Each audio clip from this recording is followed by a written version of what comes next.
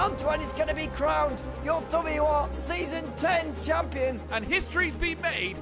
Bennett, the first WOR PS4 champion.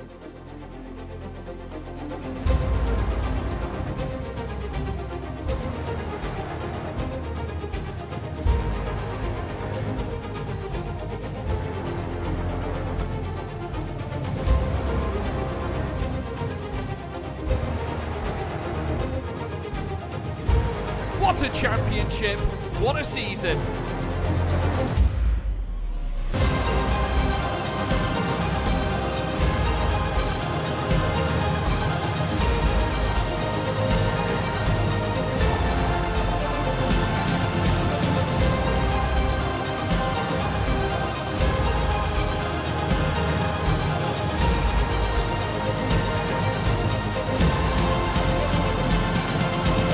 Absolutely phenomenal.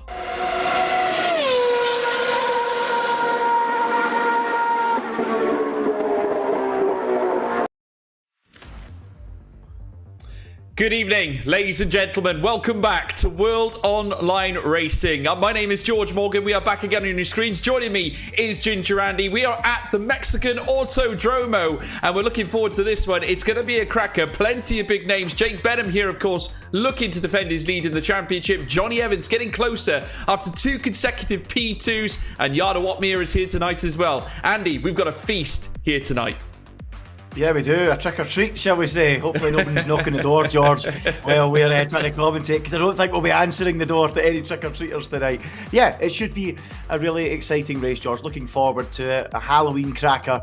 We've got plenty of very strong drivers in the field, and last time out at Spa we had a really good race, and I'm hoping we can have more of the same here in Mexico. I mean, it could be a different strategy as well. I hear the tyre wear's quite high around here, so it could really mix things up, and the weather can be quite interesting as well here in Mexico City. So we'll see. Should be a good race.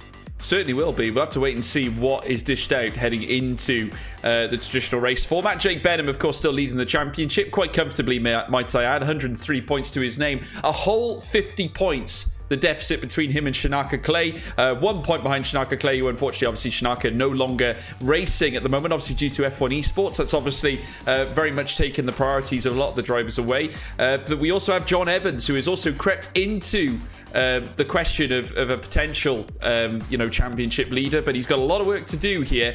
Currently separated by 51 points. Incredible gap between Jake Benham and John Evans right now. But great to see them, though, back at the top echelon. Certainly, John Evans has been in absolutely extraordinary form in recent weeks. 2 second-place finishes in his last 2 outings. That, of course, being... the last one that we had was at Belgium, of course, which was absolutely thrilling. And credit to him, he was sensational. Yeah, you're absolutely right, George. He was sensational. He's really picked up the pace, and he'll be a little bit disappointed he didn't have that turn of form at the start of the season, won't he? But no, he's looking very, very strong, George, and fair play to him. And, we spoke about it last week, didn't we, George? How we had the likes of Jarno coming in and Danny Moreno, and it was an opportunity to see these young guns, the likes of John Evans and Jake Benham, see how they matched up against, the cream of the esports crop, and they matched up pretty well and gave them a real run for their money. And I think we'll see the same again from the likes of Jake Benham and John Evans. So I'm really looking forward to it, George. It should be a cracker, and we can't forget Joe Hannon's really picking up as well in recent weeks, isn't he? So he'll be looking to continue that run of form. Yeah, incredible at Portimao. Of course, if we look back at the old PSGL race that was going on, he was fighting with the likes of Jarno Watmere and pretty much laid down the foundations of an incredible run. And certainly Joe Hannon, not one to be fraternised with. He is an incredible driver. He's got a lot of potential, packs a lot of punch on a racetrack. Certainly here, though, around Mexico, it's a very, very stiff one. It's certainly heading through the second sector. That is where it gets a little bit hairy and scary. And the third sector is a little bit brutal as well. You've got a hairpin there at turn 13, which can be particularly nasty. But then 2 good straights as well, which is where I can imagine we'll see a lot of the overtakes, certainly heading down between turn 1 out of the Peraltada into the Recta Principale, into the Esses Moises Solana, and then down through the Recta Transera, which is the next straight, before you then reach the Esse de Lago as well. And that, of course, we saw Max Verstappen and certainly Daniel Ricciardo giving Sebastian Vettel a hard time previously up to that point, and you could hear Vettel's team radio saying he's backing me off into Ricciardo, accusing Max Verstappen at that point. But incredible, and it does open up a lot of prospects, certainly in racing, and we've seen historically Red Bull performing at this track. The big question is, Andy, can Red Bull as a team here in WOR perform in the same way? Yeah, well, that's for sure, George. We'll have to wait and see if they can. I'll tell you what the question is. You've been brushing up in your Spanish. I'm loving this, the way you're going through these corner names. Not bad for a Welshman. Not bad for a Welshman, might I add. Not bad for a Welshman. I tell you what, I'd like to learn some Welsh. That could get tricky. But no, it's an interesting track, isn't it? It's got two really long straights. In real life Formula One, despite those long straights, it can be quite difficult to overtake because the air's so thin and the slipstream's not as powerful. It's not really like that on the game. You can overtake down into turn 1 and down into turn 4. No, I'm not going to go naming the corners in the Spanish, George. But and the middle sector is really technical. It's really quite a tricky sector of the track to get right. I really do struggle with it, George, but that's why we're commentators, I suppose. It really does take a lot out of the tyres, and it's difficult to get right, and it's also very easy to cut corners in that middle part of the lap and get invalidations on your lap time in quali, or even, George, in the race, if you mount up too many, a 3-second time penalty. So the drivers will need to be disciplined. They'll need to be aware in that part of the track as well. And the final sector, if I'm honest, George, I like the old Peraltada. I don't know, I'm not too happy what they've done with it, but it's still technical. It's a challenge, and it's a really interesting circuit, and I'm sure it'll provide us with a really good race. But I'm sure we'll see lots of action down into turn 1 and down into turn 4 as the race unfolds. Yeah, absolutely. I just want to say, when you were brushing up on the Estes section here at Mexico, it's like you say, can be very treacherous, very easy to cut that first bend. The first corner isn't so bad when you move into it, obviously, but it's those series of curves afterwards, especially when you come out of turn 7, that one that is relatively simple. I call it relatively simple. Nothing is simple in Formula 1, but turn 8 and turn 9 into turn 10, it's so quick and so fast, but you have to be if you want to maximize your opportunities, certainly against a strong field that are obviously going to be hammering out some really incredible lap times. What's the likelihood that we can see some upsets in qualifying, given the fact that Sector 2 is that testing?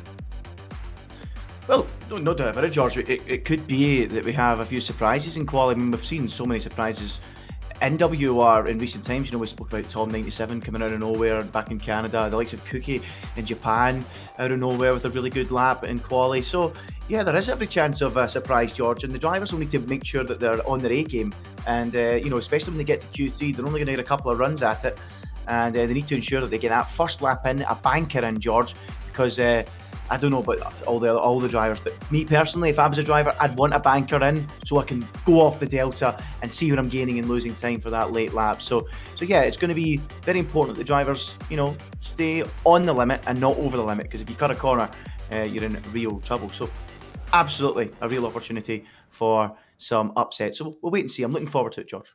Yeah, well, it's certainly going to be interesting, and the lobby now is starting to get underway, so we are seeing the drivers now start to mount up into it. Hopefully, very shortly, folks, will be able to bring you some qualifying action. Q1, Q2, Q3, full qualifying back with us now, heading into this race here at Mexico, hence the start time of 7 o'clock, and it's great to be back after a week's break, but I think we all enjoyed the festivities at the United States circuit. It was absolutely tremendous watching the race unfold there. What looked to be a Mercedes stronghold has been usurped by one Max Verstappen, who managed to utilize an incredible strategy, went the distance, certainly on the final stint, and managed to bring it home for Red Bull. And how key, Andy, could that be for the World Championship?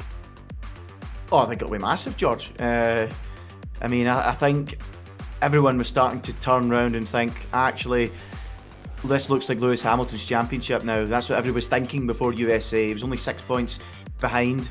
He had USA, Saudi, Qatar and Abu Dhabi, which everyone kind of thought favoured the Mercedes team. But now it's all turned around. Verstappen's ended up winning. He's got the gap up to 12. He's got 2 races coming up that he's probably got the best chance of winning in Mexico and Brazil. He could be 30 points ahead going into those final few races. And going with the photos I've seen online of Saudi Arabia, George, that race does not look like it's going to be happening. So if that goes off the calendar, that's another Mercedes circuit gone. So I think there's every possibility that Max Verstappen could get this wrapped up, maybe even before the end of the season. But look, there's so many twists, so many turns potentially to come. We'll have to wait and see.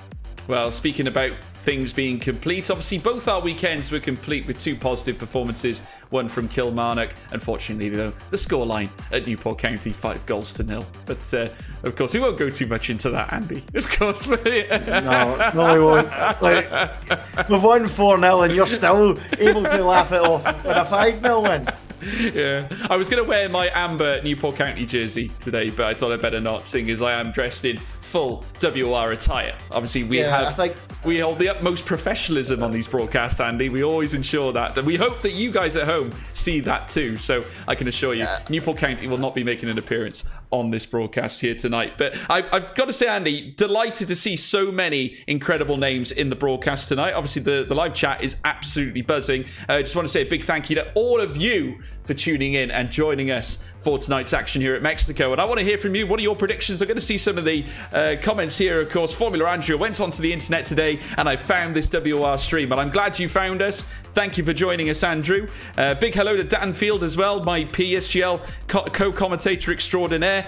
Jess Games, I hope the title goes down to the wire, obviously in reference to the Max Verstappen, Lewis Hamilton situation. And a big hello as well to Timo, who is in the live chat as well. So, yeah, we're looking forward to this one, folks. It's going to be a cracker. Certainly, we want to see your comments in the live chat. Big yo as well to LH44. Welcome to the broadcast as well. Please hit us up, folks. We like to hear from you during the broadcast. Very important we get your insight as to what you think is going to happen. Certainly, we'd like to get your opinions as to what's going to happen in certainly the Q1, Q2, Q3 matter of things as soon as the eliminations come through. It's always exciting to have the elimination phase in qualifying, Andy.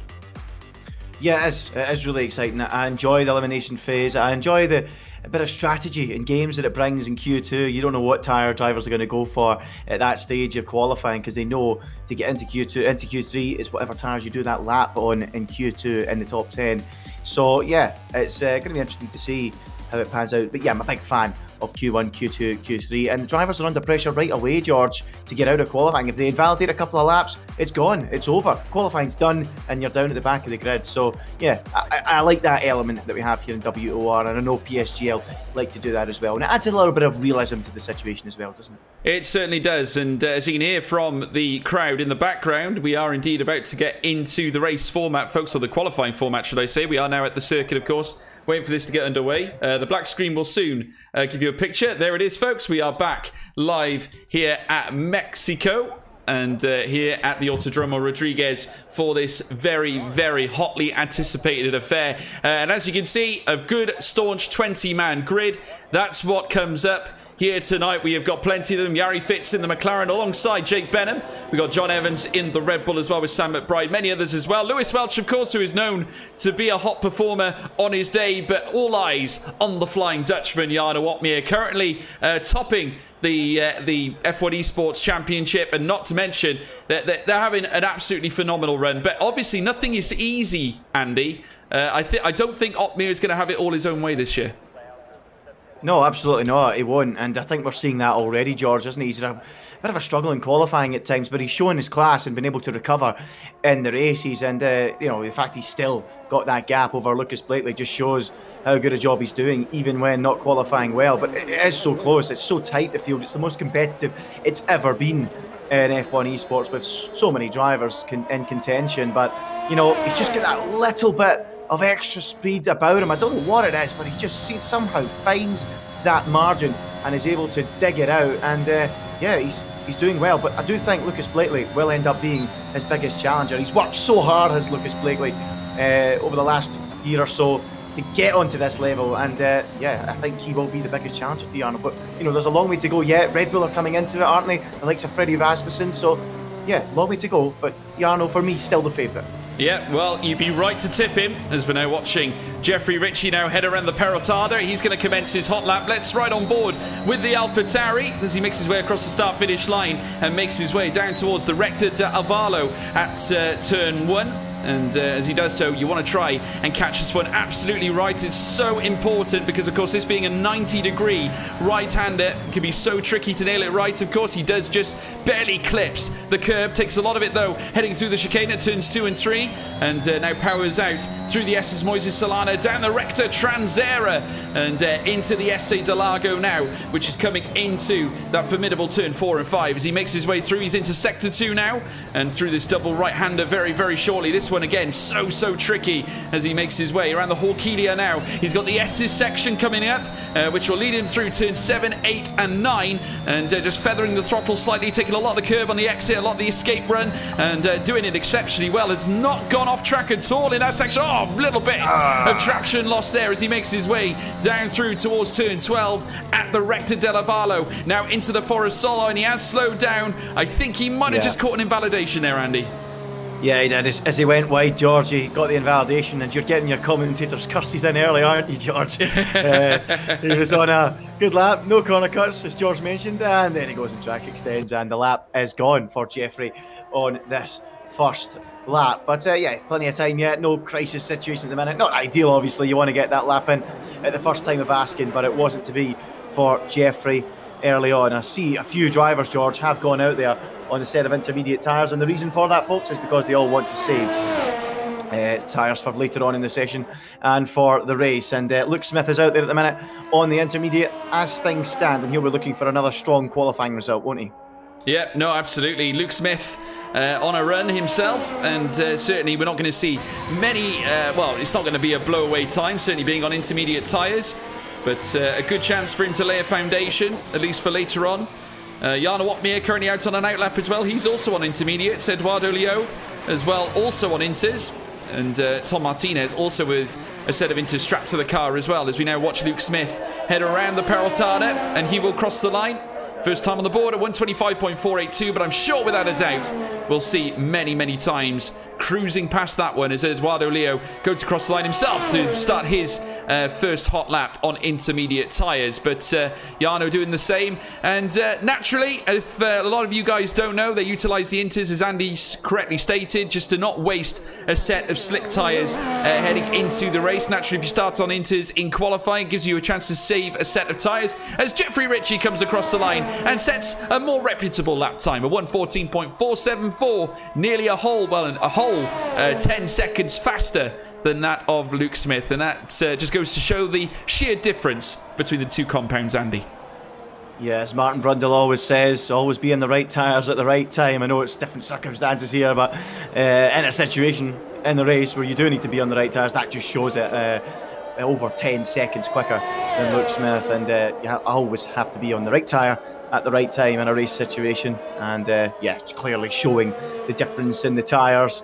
And of course, with that full surface of the compound touching the tarmac of the slick tyre, you can see that it gives off way more grip, and the inters just heat up and overheat, and that's how they just break up and fall apart. And Luke Smith, as you can see, that's why he's only done a 1:25.4. But hopefully, George, pretty soon we'll see a few more drivers venture out onto the racetrack here in Q1, and then we'll see the times start to tumble. We'll have to wait and see and find out what the target time will be. But 12 minutes to go, 2 lit times on the board. Make that 3 as Jarno Opmeer pops into third on a 1:25.653. Yep, Jarno Opmeer setting his first banker here in Q1.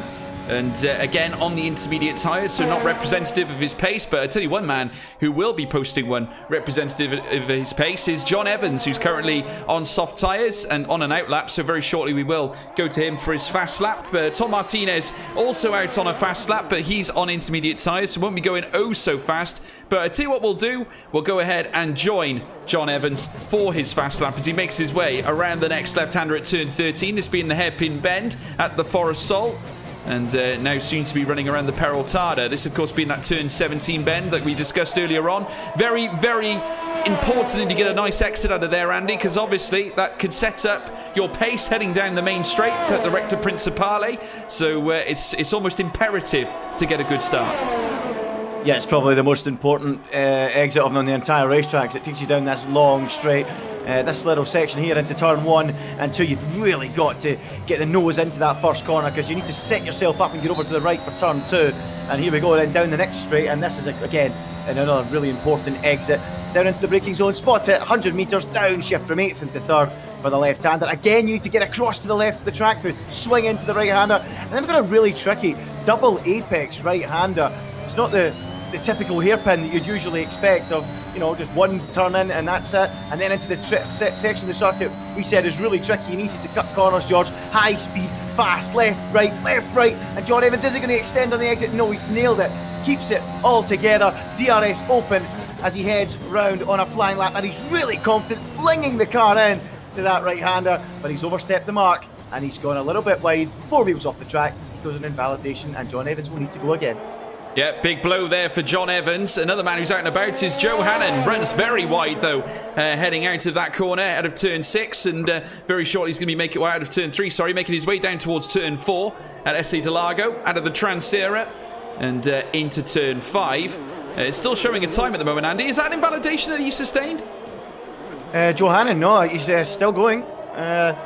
According to that, there doesn't appear to be an invalidation, so he's continuing on his way as he now attacks this SE section as well, which is where we think we will see a lot of lap times being invalidated. It just comes so thick and fast, and there's Joe again pushing the limits and just about keeping it on the road, and staying out of the way is Dormeyer and Chanakinchi.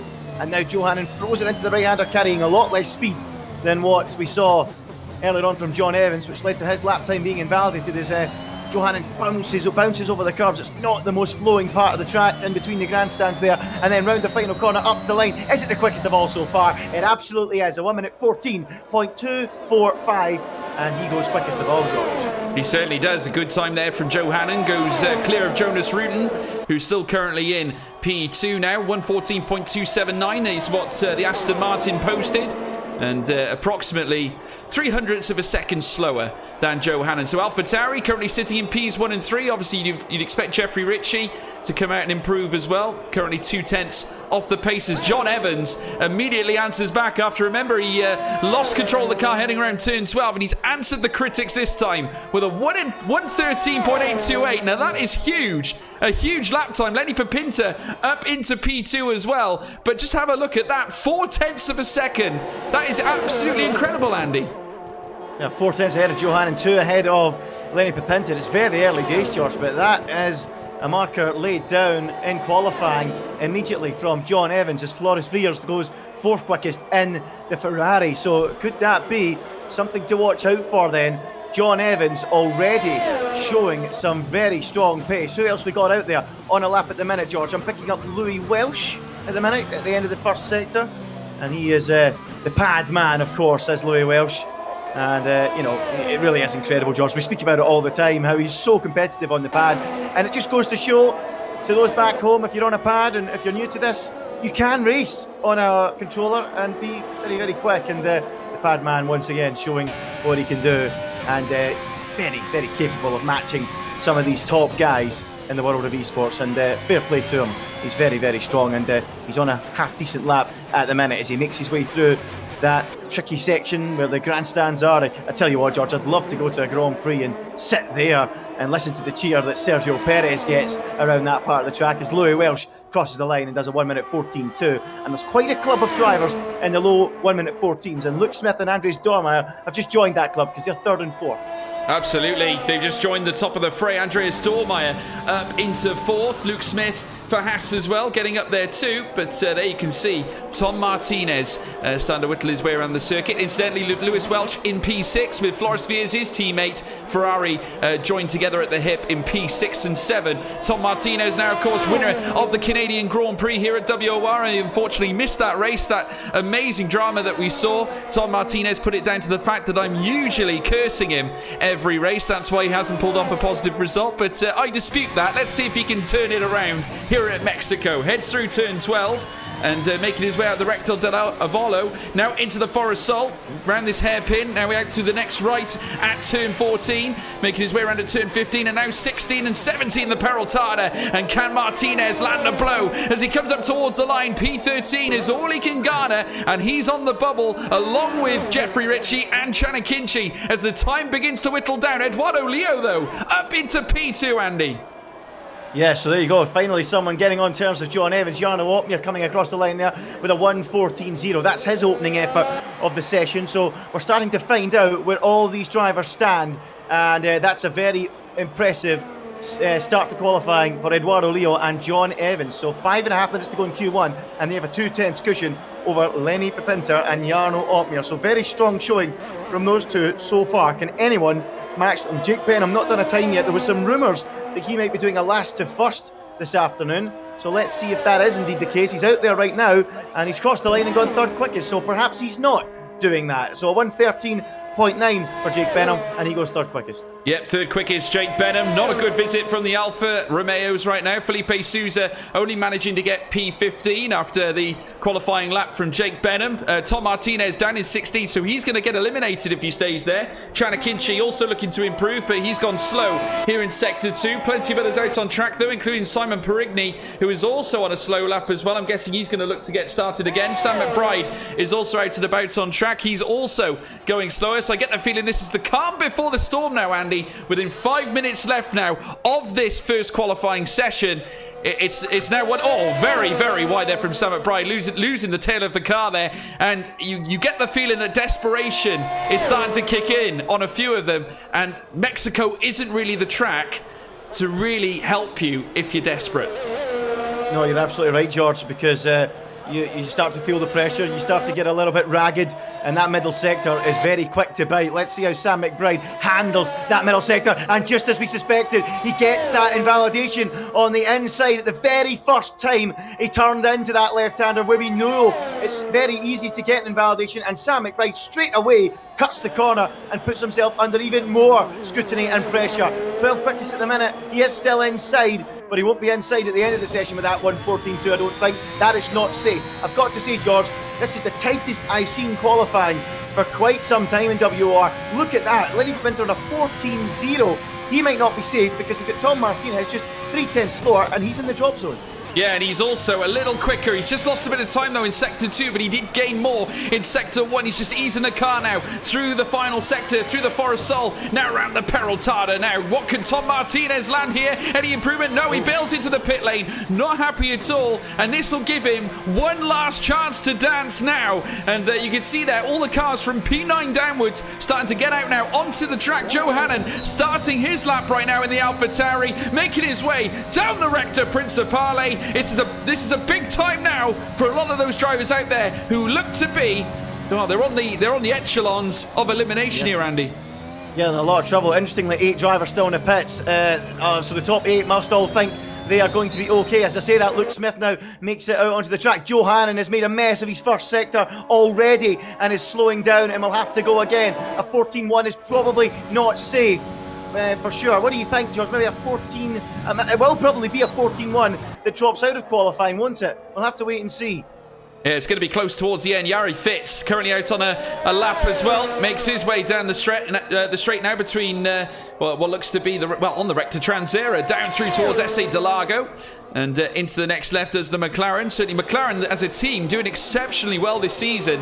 And Yari Fitz joining Jake Benham here today. McLaren top in the championship, 110 points for the constructor. As we're now watching Yari Fitz now make his way into the middle sector down there. This is where it gets dangerous as he makes his way, marches through turn 7, 8 and 9 and into turn 10 as well. Just getting real tight now. And they're all losing the cars. Yep. He's slowing down, Andy. Is that another elimination here late in the day? That's another late invalidation for Yari Fitz. They're just going to catch everyone out. We called it. We said it would catch people out, and that's exactly what it's doing. So who else we got out there? Jeffrey Ritchie, who is in the drop zone, is out there on a lap at the minute, and he's negotiated that middle sector crucially without any trouble. What's the middle sector time? A 55.3. He's 2.5 tenths up on his previous best, so he is looking at the minute at around a 14.1. Will it be enough to get him through? Jeffrey Ritchie makes his way towards the final couple of corners. He's 17th at the minute. Will he drop Felipe Sousa into trouble? Jeffrey Ritchie taking the shortest route to the line. What does he do? He does a 14.1 and goes P10. Yeah, and here comes Thomas Harvey. P4 for Thomas Harvey in the Red Bull, and what a display here, joining his teammate John Evans up in the top 5, a 1:14.021. Surely that'll see him safe at least for now. Chalakinchi also making his way around Sector 2. He's going quicker in that sector, making his way down into the final sector now into Sector 3, minus 2.5 tenths. He is going oh so quick, Chalakinchi. The Turkish driver looking to really turn up the heat here for the Alpine team. Heads through the Peraltada now, round the final few bends here at 16 and 17. He's got the home straight beckoning as he comes up towards the start-finish line. Chalakinchi goes P8 ahead of teammate Simon Perigny. How vital could that be? It could be vital because here comes Sam McBride. He's now in danger. He's now in the drop zone, but he's finding time through the middle sector. He is now around 2 tenths up on his previous best. And now can he knock Floris Fears into the drop zone? It's been topsy-turvy at the end of this qualifying section. Sam McBride needs a good, tidy couple of corners, and he will put Floris Fears into the drop zone. Sam McBride with the shortest route, and he goes third fastest. What a final sector from Sam McBride. A 13.9, George. Yeah, they're all going quicker now, Andy. This is unbelievable. Yari Fitz coming across the line as well. P3 for Yari Fitz. Wow. Wowee, goes faster than Jake Bennett. That is huge for the McLaren team. They're all finding new pace now. Floris Fears is slowed up. We got Louis Welch making his way through the final sector as well. He's coming through the next couple of bends around the Peraltada. Can the Padman unleash the beast? No, he's in the pit lane. He's in the pit lane. Tom Martinez coming through as well into the final one. Tom Martinez out as well, and that will surely confirm the eliminations, Andy. Some big scalps there, both Ferraris and both Alphas and an Aston Martin. They are out of qualifying. Yeah, they're all out then. What an absolute disaster. And at the end, Tom Martinez, he was up on his time up to the second sector, but then crucially invalidated the lap, and he will start dead last here for qualifying. So not at all the result Tom Martinez was looking for. Felipe Souza out, Jonas Rutten out as well. Floris Fears, he'll be disappointed with that. He's been looking to bounce back, but he's not managed to do it there. And the pad man, Louis Welch, out as well. As you said, 2 Ferraris, 2 Alphas, and an Aston Martin on the sidelines. And it was the cut-off, a 14.2. Johanan just squeaks in with that 1:14.188 he did before that final run. So there you go, he did that a long time ago, and it still gets through, but a 14.1 only just enough to see through. Yeah, no, it's absolutely vital, and we did say earlier on that the 1:14.1 would be the marker, and it pretty much was that. Johanan barely getting in by the skin of his teeth. Louis Welch at 1:14.224 is what eliminated him in P16. Floris Fears, his teammate, 17th spot. He is out. Jonas Rutten, as well as Felipe Souza and Tom Martinez, all of them eliminated. But how about the visit from John Evans? That is absolutely incredible. Certainly Red Bull themselves, a very turbulent season, but with John Evans' improvements in race form, Red Bull now have something to go for here. Currently lying in P5 in the Constructors' Championship, but John Evans representing them well here at Mexico. P1 here for the Raging Bull. Eduardo Leo in P2 with Andreas Dormeyer P3. Yari Fitz in 4th. Sam McBride in 5th. Jake Benham, Championship leader P6. Thomas Harvey P7. Jana Watmir 8th. With Ruben Pedreño 9th. And Lenny Pepinta in 10th spot. Looking further down, you can see the eliminations. 16th Lewis Welch. 17th Floris Fears. Jonas Rutten in P18. As well as Felipe Souza 19th, with Tom Martinez back of the grid for the start of this race. But what a way to kick things off here, Andy. That's exactly what we were hoping for. Certainly a very, very hard grind, a hard battle. And once again, the track limits being a prevalent issue here at Mexico. Yeah, absolutely. We expected that track limits would be crucial, and they were indeed, George. Absolutely key to the result of qualifying. A few drivers that were under pressure didn't get the laps in early, found themselves under even more pressure, and the track was there to bite them, George, wasn't it? But yeah, big lap there from the likes of John Evans and Eduardo Leo in the 13.8, as well as Andres Dormeyer. But John Evans did that straight out the box, no questions asked, and he could be quite a difficult man to beat here in qualifying. Let's see if that form continues, George, in Q2. We'll certainly find out. There you can see the scenes from the Mexican Autodromo here at Rodriguez, and it's going to be incredible to see how this unfolds. Certainly a lot of the cars now looking to make their way out onto the circuit. There's a Mercedes and making its way out. I'm not sure if that is Jana Watmir. It could be Eduardo Leo. We'll have to wait and see. And plenty of them now making their way out onto the circuit, not wasting any time. Key to put out now their first laps, and Jana Watmir is the first to leave the boxes and marches his way down through towards turn 1 of course, out of the Reta Principale. Now, this, of course, Andy, a key point in qualifying. This is where the tyres get decided for the start of the race, certainly heading, if you're in the top 10, heading into the race, of course. So, imperative to get this session in a positive light. Yeah, absolutely. A very important session. It sets you right up for the Grand Prix. It will just dictate your strategy, what tyres you'll start on. So, yeah, an absolutely vital session for the drivers.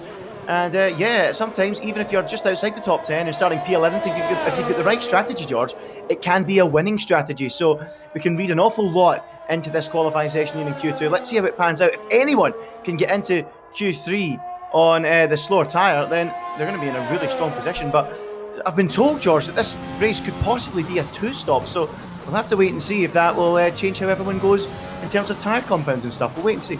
Well, I think the statement here, Andy, is the fact that Uppbeat is going straight out in Q2 on soft tyres. So that is a statement of intent. Jarno Uppbeat usually likes to go reverse strat, so he's not adopting the medium tyres on this first run. So let's go on board with the Flying Dutchman and see what he can do for the start of this Q2 Enterprise. Now, down through towards the Principale, or through the Principale towards the Solana S's, as he now makes his way, and he will surely break in between the 100 and the 50, makes his way through towards the 90-degree right angle curve, into the next left, and through the next right again at turn 3. Now down the next long straight, DRS will open up for them here, down the Transera straight. And then I'll have the SA de Largo, or the de Largo SS, as they make their way into the next left now, at turn 4, into turn 5, sector 2 proper now. And they'll have another double right to take here at turn 6. This, of course, being the Hawkelia curves as they make their way out. Runs very wide there, Jarno Uppbeat, as he makes his way down towards turn 7 now. Very soon they'll have DRS. Well, the detection point will certainly show up here very, very shortly as they rush down now into turn 10. Turn 11 next. And DRS will light up for him here. He opens it up now and powers down towards turn 12 at the Recta de Navarro. And into the right-hander. And another invalidation again. It just goes to show how dangerous these curbs really are. Yeah, even it catches out the greats as well. Even Jarno Uppbeat, reigning champion and championship leader in F1 esports, can get caught out by this Mexican circuit. It is quick to bite, George, and it's going to be really interesting when we get into the race to see how well these drivers can keep their focus and avoid getting corner cut penalties, because it's very, very easy to do that. So Jarno Uppbeat caught out in that first run, not ideal at all. John Evans also, by the way, caught out on his first run, and he's invalidated too, George, so it's biting everyone. Certainly is. Joe Hannon also getting bitten by the same thing too. So everyone is getting afflicted right now with the curse of Mexico, shall we say, as Chanakinchi makes his way into the final sector. He too, I think, might have suffered a little bit and has indeed slowed down. Not happy either with the lap his end. Thomas Harvey out on track as well. Folks, if you want to lay your comments in the live chat, we want to hear from you. Who's getting eliminated here in Q2? Obviously, if you have your picks to get into the top 10 and certainly pursue into Q3, we would like to hear who you think is going to be eliminated in this round. And tell you what, I'm sure WOR will give a prize for those who do come out on top and predict the 5 eliminations heading into Q3. You never know, they might get them right, Andy. Yeah, it's going to be quite interesting to see how it all pans out in qualifying. What do you think, George? Who are you going for? Who are you going at the minute? Who's looking good in quali? Well, I mean, I have to say, John Evans has been absolutely brilliant. I think, judging from what we saw in Q1, that was a big surprise. Didn't expect to see him that high up, but he really has adapted well to Mexico. That was a huge effort. As Jake Bennett tops the timing tower right now. Thomas Harvey comes across with a 1:15.076. And just looking at it, Andy, I feel that a lot of them are slowing up towards the line. Are they all fighting it out for that P11 spot, do you think? That's very interesting. A lot of them coming straight back into the pits, not going for another run. So are they just trying to get on the time on the board to try and entice a few others to go for the soft tyres? That's quite interesting. Jake Benham a 16.0, 15.0 from Thomas Harvey. That's a second, 2 seconds in the case of Jake Benham off what we were seeing in Q1. So yeah, maybe it's looking like they're just going to keep their options open, do one lap on these tyres, and then maybe jump on to a set of mediums. So yeah, very interesting, George. Maybe those corner cuts were deliberate. Well, you just never know. I mean, I do wonder whether they will try. We're just seeing now, actually, Andreas Dormeyer has... Well, he's just put the medium tyre on, Andreas Dormeyer, so he's going out on the mediums. Maybe you're right. Maybe Jarno didn't want to field a lap time that registered on softs. I wonder if he still does fancy the alternate strategy. I mean, it's pretty telling now. We've got 9 minutes left in Q2, and Dormeyer's out on the mediums. Yeah, it seems all a bit suspicious to me. Yeah, and Louis Welsh, who got knocked out in Q1, is now saying he believes that they will go for the medium tyre. So that looks like the optimum strategy, George. So they were all just playing games with us and playing games with each other at the start of qualifying, maybe trying to entice a few onto the weaker strategy. But in the end, nobody's fell for it, and only Thomas Harvey has set a time that might be difficult to beat on a set of mediums, but even a 15-0 I think you'd have no problem beating. So let's wait and see. But, you know, there's every possibility at the end of qualifying, George. A few drivers that might not usually get into Q3 will stick a set of softs on and try and knock a few medium runners out. So let's see what happens.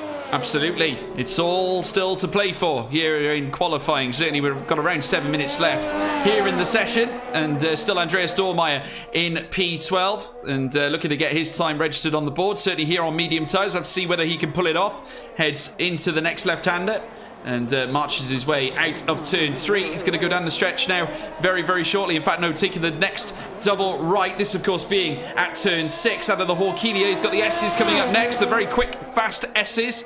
Turn 7, 8, 9, 10, and 11 before the DRS marker perks up and he can open up the rear flap and march his way down towards turn 12. There you can see him just losing the rear end just slightly. And we've seen that. It's been a fairly constant exercise. Seen the rear step out of the car slightly and therefore the driver losing traction. Round turn 13 now. And making his way around turn 14, turn 15. Andreas Dormeyer, who of course has been a lengthy performer on PC. We saw him in PSGL in the previous couple of seasons. He's been extraordinary and immediately hits P1 on the medium tyre. And that certainly does tell a story, Andy. A 1:14.953 and well over a tenth of a second quicker than Thomas Harvey. Yeah, but what it does tell is that Thomas Harvey might make his life difficult to beat the time he's set on the soft tyre. So, you know, we'll have to wait and see. He's going to put a bit of pressure on himself to beat his time as Simon Perigny then goes through the middle sector. Let's see what he can do. How does he match up against the lap time we've seen from Andreas Dormeyer? A 14.9 the target as Simon then makes his way through the final couple of corners in that Alpine and then just lines it up towards the start line, take the shortest route, hug the curb like your favourite granny across the line, and it is a 1:15.1, not enough to beat Thomas Harvey. So has Thomas set himself too high a bar, George? He could well have done. It's a very risky business, Andy, certainly setting a time like that on the softs. But then, of course, you've got to try and marshal one on the mediums as well. It's a huge ask, but you never know. As the track warms up, you can find that extra little bit of delta. I mean, seeing Andreas Dormeyer doing a 14.953, I suppose it does give him a glimmer of hope that he can improve and go that much faster. But we'll have to wait and see. Lenny Papinta also out on mediums right now, making his way around the middle sector. He's coming around turn 6 at the Horkelia as well. Now down in towards turn 7 and 8 very shortly around the S's section. Of course, the swinging S's, where we see the rear step out. We've seen it a few times around turn 10 into turn 11, and great to see that Lenny Papinta's got the nice green helmet as well. Again, the rear stepping out a little bit, but he's okay. Heading down in towards turn 12, Rector Del Vallo, and taking a lot of the curb on the entryway. Does not want to jump over the line too much, and he's kept it in check very nicely around the Forest Sol. Now around the next right-hander at turn 16. He's got turn 17 now around what will be the Peraltada, but boxing into the pit lane. Not happy nonetheless.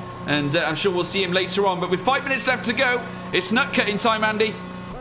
Yeah, well, Gary Fitz has invalidated his lap on the medium tyre, so he's in trouble. Thomas Harvey, meanwhile, has not done that. But what he has done is go 2/10 slower than what he did on the soft tyre in the first sector. So as he snookered himself here, Thomas Harvey, let's see as he makes his way towards the end of the lap on these medium tyres. Can he beat what he did on the softs as he makes his way through the grandstand section and into the now ruined Peraltada, in my opinion, and round the final corner comes Thomas Harvey. What can he do as he crosses the line? It's a 15.1, and agonisingly for him, he's half a tenth down on what he did on the soft tyres. That is what you call snookering yourself in Formula 1 qualifying. It certainly is. I mean, the big question is, Andy might as well stay out, Andy. Might as well stay out, keep the same set of tyres on, try one more lap, just keep the car out.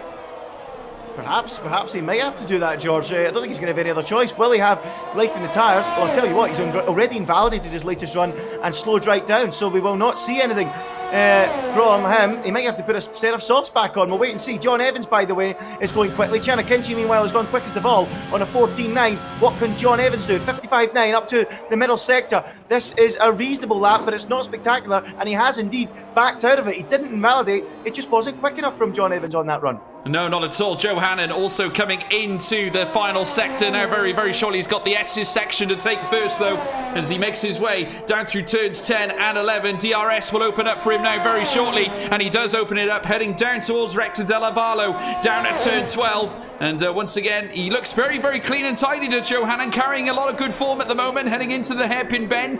And I got to say, he took that extremely well. Heading around now, the next right hander at Peraltada on the medium tyres. Big lap time on the certainly under question here for the AlphaTauri. Comes across the line. P3 is what he gets, and just goes ahead of Thomas Harvey. And it's never been more prevalent now, Andy, for that Red Bull to get a good lap out on medium tyres, because I can see it not going in his favour. He could be eliminated here.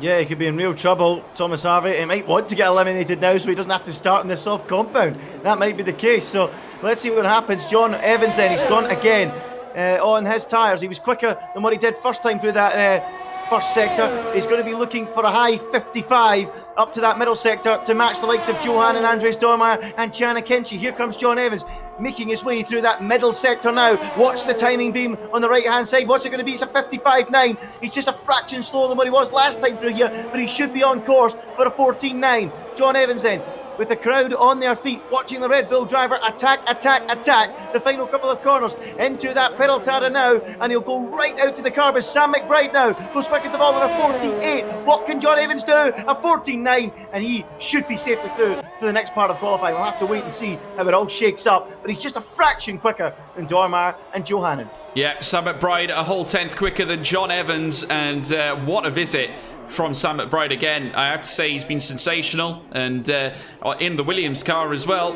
You know, we know he's a hot contender. We know he's a stiff opponent, and he can spring a surprise certainly more often than not. Lenny Papinta is also now in Sector 2, making his way through the S's section. He's also looking to improve on a set of medium tyres. Jana Watmir out on a hot lap as well as they make their way through the next right-hander at turn 12, now down towards the Forest Sol hairpin.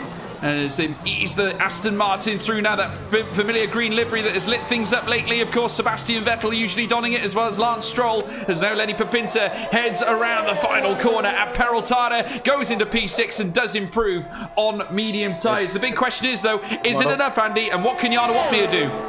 Well, let's see what Eduardo Leo does in the other Mercedes. First of all, he's done a really good couple of sectors. It should be a high 14 for him as well. It is. It's a 14.9, and we've got quite the group of drivers on a 1:14.9 now, don't we? Wow. This is very, very close in qualifying. Jarno Opmeer now. Let's see what he can do. Currently 14th with no time set. The pressure on the F1 Esports World Champion as he attacks that middle sector, which has claimed a few drivers for corner cuts so far, but Opmeer is through it safely, and it's a 55.7 through the middle sector. That is searingly quick from Jarno Opmeer. He's turning up the heat, and as is Johannen with a 1:14.7. He's continuing his good form at the minute. It's Johannen, but I've got a funny feeling Jarno Opmeer is just about to absolutely obliterate every time I've seen so far. He lost time in the final sector and only does a 15.0. Interesting. Very interesting. He made a little slip out of the Forest Sol into the Peraltada, and he just clipped the curb and the car went sliding. So it's going to end in tears, certainly, for that lap for Jarno Opmeer. It definitely looked like it was going to be a quick one, but unfortunately it was taken away from him later in the day. And we're just seeing now Jake Benham still yet to come across the line higher than P10. He's making his way around Sector 3. Big lap here for the All-Star Jake Benham, making his way round through, and he is on a slow lap. He is not going to go quicker just yet, but I think he can just go again. Yeah, he will be able to go again, George. He must have invalidated earlier on in the lap because he'd backed right out of it. So Jake Benham under pressure. Jarno Opmeer under pressure. So the big guns under pressure here in WOR in Q2. This was not in the script. And at the minute, it's Johannen who's sailing through at the top of qualifying. Jarno Opmeer, watch the timing beam. It's not brilliant. It's a 56.0, but it might just be enough to squeeze him through. Can he make it work? He's out. He's bailed out of the lap. That's Jarno Opmeer. He's trying to get round to go quickly for another lap, George. What's the time saying? Has he got time to go again? He's coming into the pits. He's in trouble here. He's out effectively, Andy. He can't go again. Well, he's out if they can beat his time, but Thomas Harvey is on soft tyres, so you'd firmly expect Thomas Harvey to improve exponentially. Another man who's out and about is Jake Bennett, who's gone quicker in the middle sector already, making his way down through the next swinging right and left. The S's section, so prevalent here at Mexico. The All-Star Jake Bennett. He's invalidated. He's invalidated as well. He's out as well. That's incredible. And he went 4/10 quicker in the second sector. That is brutal from Jake Benham. He could have well qualified, certainly well up the echelons here, but not to be. And surely that means he's out of qualifying. Jarno's in P9. Can he save it? He's in. He's safe. Incredible stuff. Thomas Harvey, though, what can he do on the softs? I think he might have invalidated as well, Andy. No, he's still on a lap. Thomas Harvey can go quicker, but he doesn't need to go quicker. He's already through. Everyone behind has failed on their laps. Thomas Harvey knows that, and with a bit of freestyle, goes quickest of all with a 14.6. He actually didn't need to do the time, but he's done it anyway. Thomas Harvey goes quickest on the softs. That's incredible. Certainly an incredible lap. Thomas Harvey had to do it. He didn't have a choice. He was at risk of elimination. Though looking back, Andy, he might not have needed to do it, because he was on medium tyres and he was still in P10, so he could still have stayed in on a medium set of tyres. But Thomas Harvey will top the timing sheets in Q2. Joe Hannon in second place. Just look at them, all on medium tyres in the top 10, bar Thomas Harvey, who qualified P1. Jarno Opmeer staying in P10. Simon Perigny P11. Jeffrey Ritchie in P12 gets eliminated. Jake Benham, the big shocker, P13 with Yari Fitz out, and so is Luke Smith. Incredible stuff, Andy, but it wasn't to be for Jake Benham. How much of a loss is that heading into Q3? Well, it's not ideal at all for Jake Benham. So many drivers on the medium tyre means he won't even get an advantage, because everyone, apart from Thomas Harvey, is going to be on the mediums anyway. So there's no advantage of being outside the top 10. It's a disaster for Jake Benham. Massive slice of luck for Jarno Opmeer to get himself into the next part of qualifying. Unusually, on the ragged edge a little bit was Jarno Opmeer, but he gets the job done. Just a quick thing on Thomas Harvey, George. He was still going to be on the soft tyres, because remember he set a 15.0 that he couldn't beat on the mediums. Correct. So whether he was 10th or 1st, didn't matter. He just went for glory and got the top time in the end anyway. So it didn't really affect him. He was always going to be on the soft tyre. But yeah, Opmeer under a bit of pressure, and Benham buckled under the pressure. Incredible. Yeah, amazing. We did speak before the start of the show that it was going to be very, very tough for a lot of these guys heading around the middle sector, and it has proven to be the catalyst in this qualifying. I have to say, trying to get through that SC section without invalidating is a real tricky task. It's so easy to run out wide. The pace of that section is unbelievable. Certainly turn 10 into turn 11. You go into it with such force, Andy. It's just so easy for the rear end to slip out and head out wide. And it's just that relentless force of the car. The downforce just isn't quite enough to keep you in check. And it could prove vital now heading into Q3. Naturally, all these drivers have done an impeccable job to get into this session. But naturally now, this is when things get serious. Obviously, if you're in P10, that's not a good place to be for the start of the race, certainly given the way the strategies work at Mexico. Yeah, it's not ideal. You don't want to really be down there. I mean, obviously, they're not going to be on soft, so it's not as bad as what it could have been, because they all got through on mediums anyway. Unless you're Thomas Harvey, of course. He doesn't want to be 10th. The only place he can really want to be is first, because he's on such a inferior strategy. But yeah, it's going to be really interesting. As you were talking about, turn 10 and 11, the rear tyres really do start to squeal and scream. And it's going to be very important, George, that they just be delicate through that section, get onto the limit and not beyond. And whoever can master that section, for me, will probably get the pole position, and deservedly so. It's going to be tight. It's going to be exciting. Who's your money on? For me, I'm going John Evans. Well, I tell you what, folks, please land your comments in the live chat. Who do you think you're going to get, or who do you think is going to get pole in qualifying? As you quite rightly said, Andy, you've gone for Johnny Evans. To be honest with you, I can't see past him. He's been very, very good. But I'm going to give a little hat tip here to Jarno Opmeer. He likes to bring it in at the end of days. He could well land it on pole. He likes to perform in Q3. I'm going with Jarno Opmeer. You're going with John Evans. Mercedes v Red Bull. We wouldn't have it any other way, would we? Yeah, I mean, it's like we've been watching real life all season, isn't it? It's the exact same thing. And we're about to get qualifying underway. So John Evans will open up this qualifying section in Q3. What is going to be his opening effort? What can he deliver? What can he put on the table for the others to aim at? He starts his flying lap and heads down that long straight towards turn 1. What are we looking at? We're looking at a high 1 minute 13, a mid 1 minute 13 perhaps. That's what we're looking for from these drivers as John Evans attacks that first section, gets the exit he's looking for and opens up the DRS as he now begins to attack down towards turn 4. Spot the braking point, get it turned in, swing over to the left hand side of the track to open up turn 5 and then scoot down to the tricky double apex hairpin of turn number 6. Again, the exit is absolutely crucial for John Evans. Now this is where it's all about. This is where qualifying will be won and lost. Through this sweeping section of corners, 7, 8, 9. Now watch the rear slide through 10 and 11. Keep it all together. Whoa, just about John Evans. Keeping it on the road as he now comes to the end of that middle sector, and it's a 55-0 up till then. As you can see, John Evans on the limit. Now everyone in the stands rises to applaud as he comes to the end of his flying lap. One more corner to go. The pedal tada right out to the edge of the track, open up the corner, then sweep in to take the shortest run. Evans to the line, and it's a 13-6 to open up this session. Yeah, that's a huge lap to get the session underway. A 13.6 is gone quicker by Ruben Pedreño by 3.5 tenths of a second. That's incredible. Here comes Joe Hannon to land his blow here as he now crosses the line. That's an invalidation as well. Thomas Harvey making his way around the final sector as well. What can the other Red Bull do as he marches his way around the Peraltada? He's on a slow lap as well. Lenny Papinta down into sector 2, now marching his way down towards turn 12 in the Aston Martin. Chad McKinchie moves up into P2 now as well. Ruben Pedreño in P3. Thomas Harvey, as I said, P4 and quite considerably behind. I think obviously he had some errors on his lap as Lenny Papinta now around the final series of corners here, around the Peraltada. He goes up into P3 for Aston Martin. An incredible display of lap times, but John Evans, how about that for a lap? A 13.6 gets him on P1 for now. Yeah, he's looking quick at the minute. Jarno Opmeer through the first sector, but Joe Hannon's the man to watch. He's the furthest round the racetrack at the minute in the Alpha Tauri. Looking very strong this weekend here in Mexico. Quick in Q2. Is he going to go quick in Q3 when it matters? Middle sector, 55.1. Pretty solid up till now for Joe Hannon. This could be threatening the front row of the grid for the man in the Alpha Tauri, making his way now through the fiddly section at the end of the lap, tight and twisty, keeping the nose pointed in the right direction. Now the final corner, shortest run to the line. What can Joe Hannon do in Q3? Can he get anyone near John Evans? He can go onto the second row at P3, a tenth and a bit shy.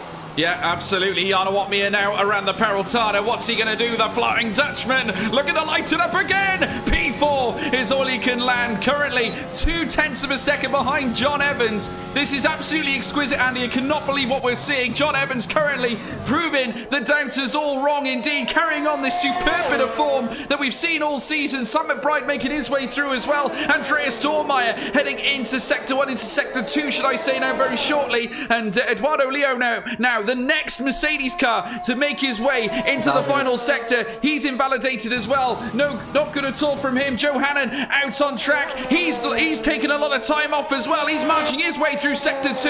Oh, he cuts over there. Is that... Yeah, invalidation there as well for Joe Hannon, Andy. Not good at all. Yeah, not good at all. The man to watch at the minute, Sam McBride. He's out there on another lap, currently 9th quickest, and he's sweeping through that middle sector. So what can Sam McBride do? He's gone a little bit wide, but doesn't invalidate, crucially. The game's let him off. 55.2 then. Up to that point for Sam McBride. He was way out of shape. Again, I think the game probably thought he lost time, and it did look like he did lose time because the rear was all over the place. Sam McBride then through the final couple of corners. What can he do then? Where can he go? Looking to me like he's going to be projected for a 14 flat, maybe a 13.9. Sam McBride for the line. What's it going to be? It is a 13.9, and he goes 6th quickest, but it's very, very close. But John Evans, the man on form, looking very strong at the minute. He certainly is. He's absolutely, well, I wouldn't say cruising, but he's up there and clear right now, well over a tenth of a second quicker than Chad McKinchie. We can see that Eduardo Leo is also out on track once again. He's decided to stay out on the set of soft tyres. A lot of them now have boxed into the pit lane. Chad McKinchie, as well as Joe Hannon, Jarno Opmeer and Lenny Papinta. John Evans is now out on an outlap yet again with just over 5 minutes left to go in this session. Pedreño as well as in the pit with Thomas Harvey as well. Dormeyer is out and about as well as Sam McBride. Eduardo Leo though making his way around the next right-hander into the next hairpin bend now. And will certainly march his way through towards the final corner at turn 17 as well, as he now makes his way around, just clipping the curves, just nice and tidy, heading around the final corner. Eduardo Leo across the line, and he'll move up into P5 just behind teammate Jarno Uppbeat. Mercedes, well, pretty much tied at the hip here, Andy.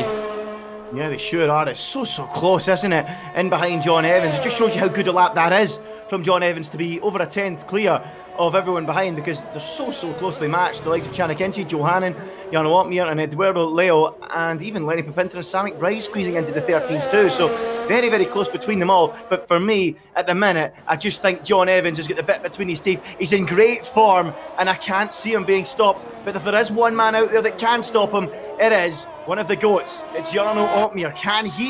Can he dig it out when he hasn't looked quick? He's not looked on form at all, George. But you never know with someone like Jarno Uppbeat in this qualifying session. What can he deliver?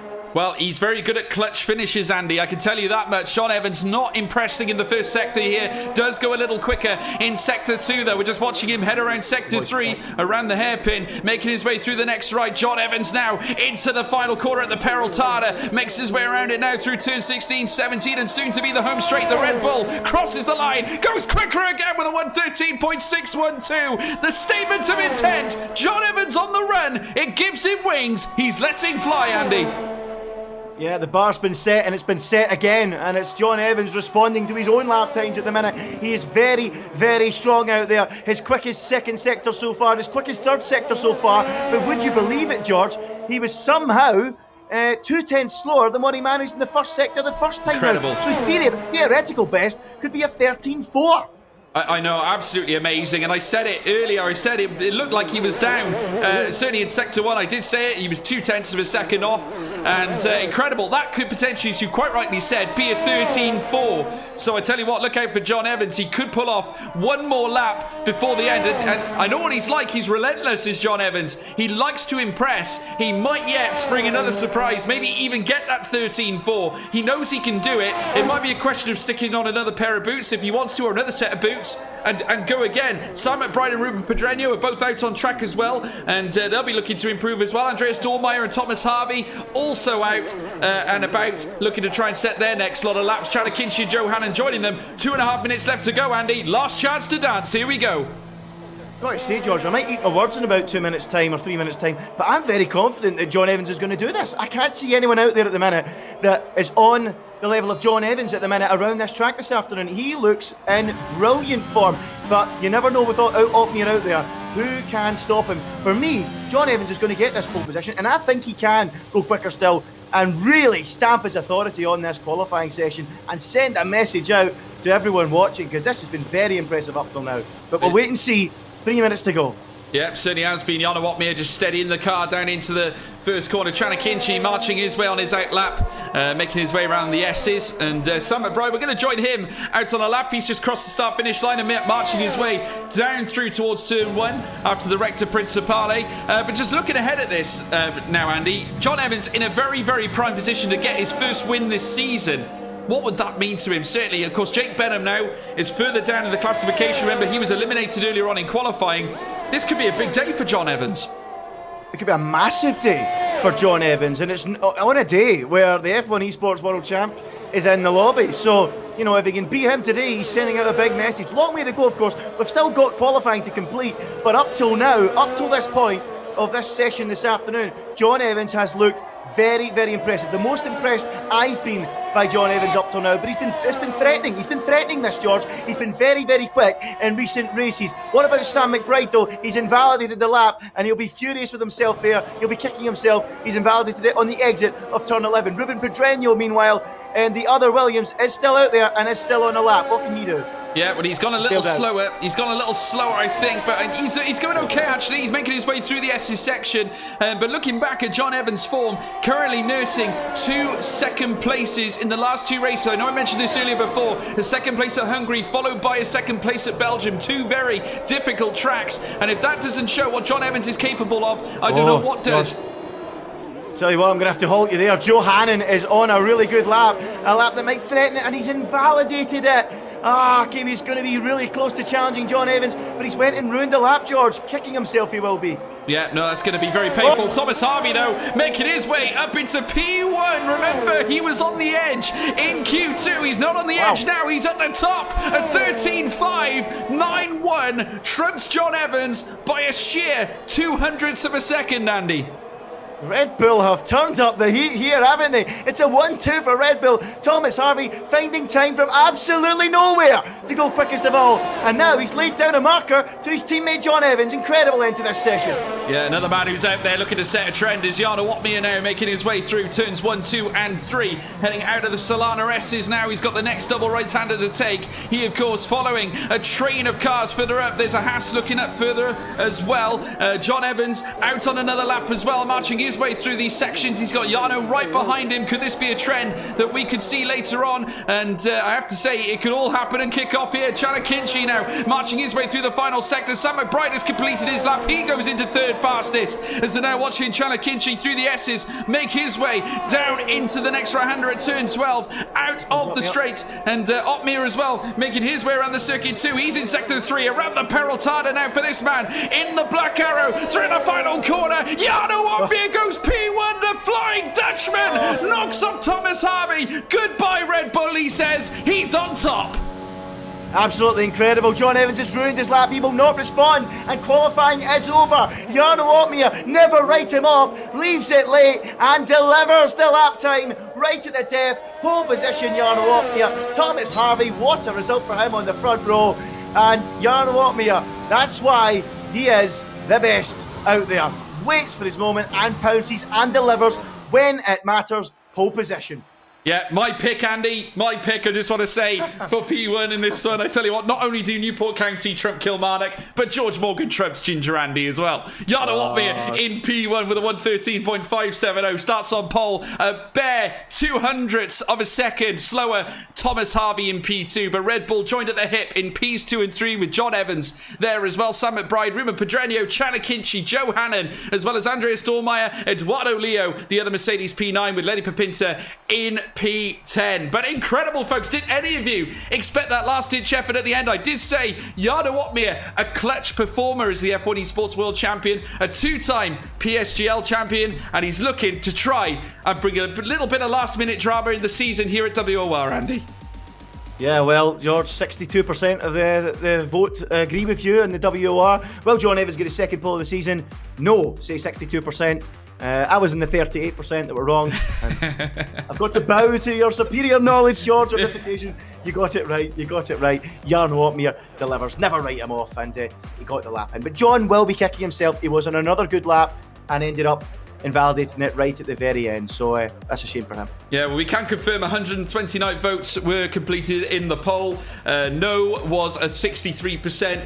36% said yes. So, you know, he had his supporters at the same time, though. They also didn't think he could do it. But great to get your feedback, though, folks. I have to say, now we're going to look ahead to the race. An extraordinary one it will be as well. Jarno Opmeer starting from pole position, of course, but two Red Bulls behind him. They could work together, Andy, to topple the Flying Dutchman. Yeah, they could. And a word about Thomas Harvey, George. That was absolutely fantastic. That came from nowhere in qualifying. Unfortunately for him, on that different strategy. So they could work together, George. Only 200ths off, Andy. Yeah, very, very impressive. And he'll be kicking himself for not being able to beat that time he did on the soft tire. He just set himself too high a bar. And ruined, well, not ruined his race, but it's going to be really interesting to see if he's able to pull anything off with that. Red Bull working together on two different strategies against one Mercedes. I'm sure we've seen that before in real life F1. In fact, we seen it last week, didn't we? It's incredible. Yeah, we mirror things in WOR, much like we see them certainly in the real life of F1. Of course, we saw a very, very fascinating exchange between the Red Bulls and the Mercedes at the United States. And now we're going to see it again, this time at Mexico in virtual cars, of course. And Jarno Opmeer is topping the billing with Thomas Harvey in behind. behind in second spot. We're going to join them now for the formation lap, and I want to hear from you folks as well in the live chat. I just want to say massive thank you to everyone. A huge 238 of you in the live chat and watching this broadcast live from home. Thank you all so much for joining us. If you haven't done so already, please make sure you smash that like button and also hit the subscribe button here to join WOR for future races. Plenty more on the calendar, so make sure you stay tuned in to stay up to date with all the best action here at World Online Racing. And now I want to hear from you guys in the live chat as well. Please tell us who you think is going to win this Mexican Grand Prix. Andy, give us your thoughts. Over to you. Well, can I write Jarno Opmeer off twice in one night? I don't think I can, George. I don't think I can. I'm going to go Jarno Opmeer pole position, George. It's going to be hard to beat him from there. But can Red Bull mix things up, get Thomas Harvey ahead of Jarno Opmeer on those soft tyres early on, and throw a spanner in the works? Usually they don't work together in F1 esports. Well, in esports that isn't the official F1 esports. So we'll have to wait and see if they do work together or not, but I can't see it, George. We'll have to wait and see. Yeah, well, I can tell you that Mohammed Salih Altan says Jarno Dub is incoming. Catalundi, big crash into turn 1 incoming. Jarno spin. Jarno will probably win, says Isis. F1. Paul Taylor, he is subbed. We've also got Mohammed Salih Altan saying, I don't remember when Jarno last spun. Well, could be today. We'll have to wait and see, folks. Anything can happen here at WOR as they now line up here on to the grid order and get ready for this incredible Mexican Grand Prix, folks. It's been a pleasure having you with us here in this live chat, ready for this race. We're going to be in for something extraordinary, and certainly nothing is less extraordinary, or certainly more extraordinary than WOR. We're going to be watching some incredible racing action. Brace yourself. We're going to be in for a hellacious ride, should we say. Incredible stuff as we now see Jarno Opmeer on top spot. Here we go, folks. First light, second light, third light, fourth light, the fifth light. And it's pedal to the metal, go, go, go, go, go, go, go, and a better start there from Thomas Harvey as he goes alongside the Flying Dutchman, Jarno Opmeer. In mind as well, John Evans, a tenth of a second back with Sam McBride there with them as they march their way in towards turn 1. Thomas Harvey is in front, he's got his nose cone in front, but Jarno Opmeer, a late break, tries to march himself out of the Red Bull, but no, it's gonna be Thomas Harvey. John Evans going for a bite to the cherry as well as they go down the straight. Sam McBride looking to come and join the fight as they make their way into the next left-hander S's. It's still currently on top Thomas Harvey, but dueling on track, John Evans and Jarno Opmeer, Andy. Yeah, we called it, didn't we, George? Thomas Harvey using the softer rubber, the grip to get off the line and get ahead of Jarno Opmeer. And Jarno Opmeer, all he got was a bloody nose for trying to fight it back, and through went John Evans to pounce as well. The Bulls have charged up to 1 and 2, and Opmeer's got work to do. It's the perfect start for Red Bull. Christian Horner will be jumping for joy in the pit wall. Yeah, he'll be liking this if they take this to Mexico next time. Jeffrey Ritchie gets ahead of Lenny Papinta. Jake Benham here, an enormous rise from Jake Benham, now up into P10, marching himself through, going wheel to wheel, dueling with Simon Perigny as they come through the Peraltana, squeezing round the next right-hander. Oh, but a ball up there, getting flown off the track. Thomas Harvey, no surprises, fastest lap so far. Jeffrey Ritchie making his way down the straight. Yari Fitz already in the pit lane. I suspect some damage. He's retired from the session as the McLaren, so the McLaren team one-legged. Here comes Simon Perigny now, down the outside of Jake Benham as they come through the next right-hander, but Jake Benham, experienced enough, the All-Star, marshals his opponent well and holds on to P10. Yeah, early days to talk about strategy, George, but is Thomas Harvey just going to destroy these tyres and go for an aggressive two-stop using soft tyres? Let's wait and see if that's what he's going to do. But he's in the right position on the racetrack to make it work and stretch an advantage. He certainly is. He's now out by 1.4 seconds is Thomas Harvey now. And a huge gap as we now see the two Aston Martins on track dueling it. And Jonas Rutten now trying to find a way past his teammate Lenny Papinta, who's had a little bit of a fall from grace. And Jonas Rutten up into P15. Extraordinary stuff, and that's exactly what we like to see here in the first few laps of this extraordinary Mexican Grand Prix. In behind there you can see Lewis Welch suffering in the hands of Felipe Sousa. Will he try a late break? Not this time. He's going to be a little patient, but I have to say John Evans now, because his teammate has gone clear now, Andy, that could be dangerous for John Evans, because now Jarno Opmeer, when DRS becomes available, John Evans is going to be exposed. Yeah, he sure will be exposed, but let's see if he can hold him off. We'll have to wait and see. Thomas Harvey is just disappearing on those softs at the minute. What will he do? Will it be an aggressive two-stop strategy from Thomas Harvey? This is going to be really interesting, George. I'm actually really excited to see how it pans out from a strategy point of view. And not only that, but it looks like we're going to have some great racing out there as well, as Jarno Opmeer gets himself tucked up behind John Evans. No DRS yet, and I don't think it's going to be close enough to make the move into the braking zone, and John Evans stays in P2. Yeah, holding on, and certainly holding on comfortably for now, and certainly anything, certainly these time deficits are very minimal, but at the same time, it's expected in Formula One, such a high-intense sport. Sam McBride with a good start too. He's ahead of Chanakinchi, who's in P5. The Alpine seeing all over the rear diffuser of that Williams now as they make their way through the middle sector yet again through the S's. And John Evans, 2.3 seconds the gap between him and his teammate Thomas Harvey, who's kicked on clear on the soft tyres. You just saw him in your camera shot there. Sam McBride in behind there of Jarno Opmeer as well. So currently half a second separating each individual car on average, and that'll be a trend that we see certainly when the DRS, which it has become active, when it's utilised down some of these straights, we could yet see some changes. But generally, it's when the first stop occurs, isn't it, Andy? And we did discuss this earlier on. You mentioned that it could be a two-stop race or a one-stop race. Where can you see this going? Yeah, I've got no idea where it's going to go, George. I think it's really exciting that we might actually have a two-stop race.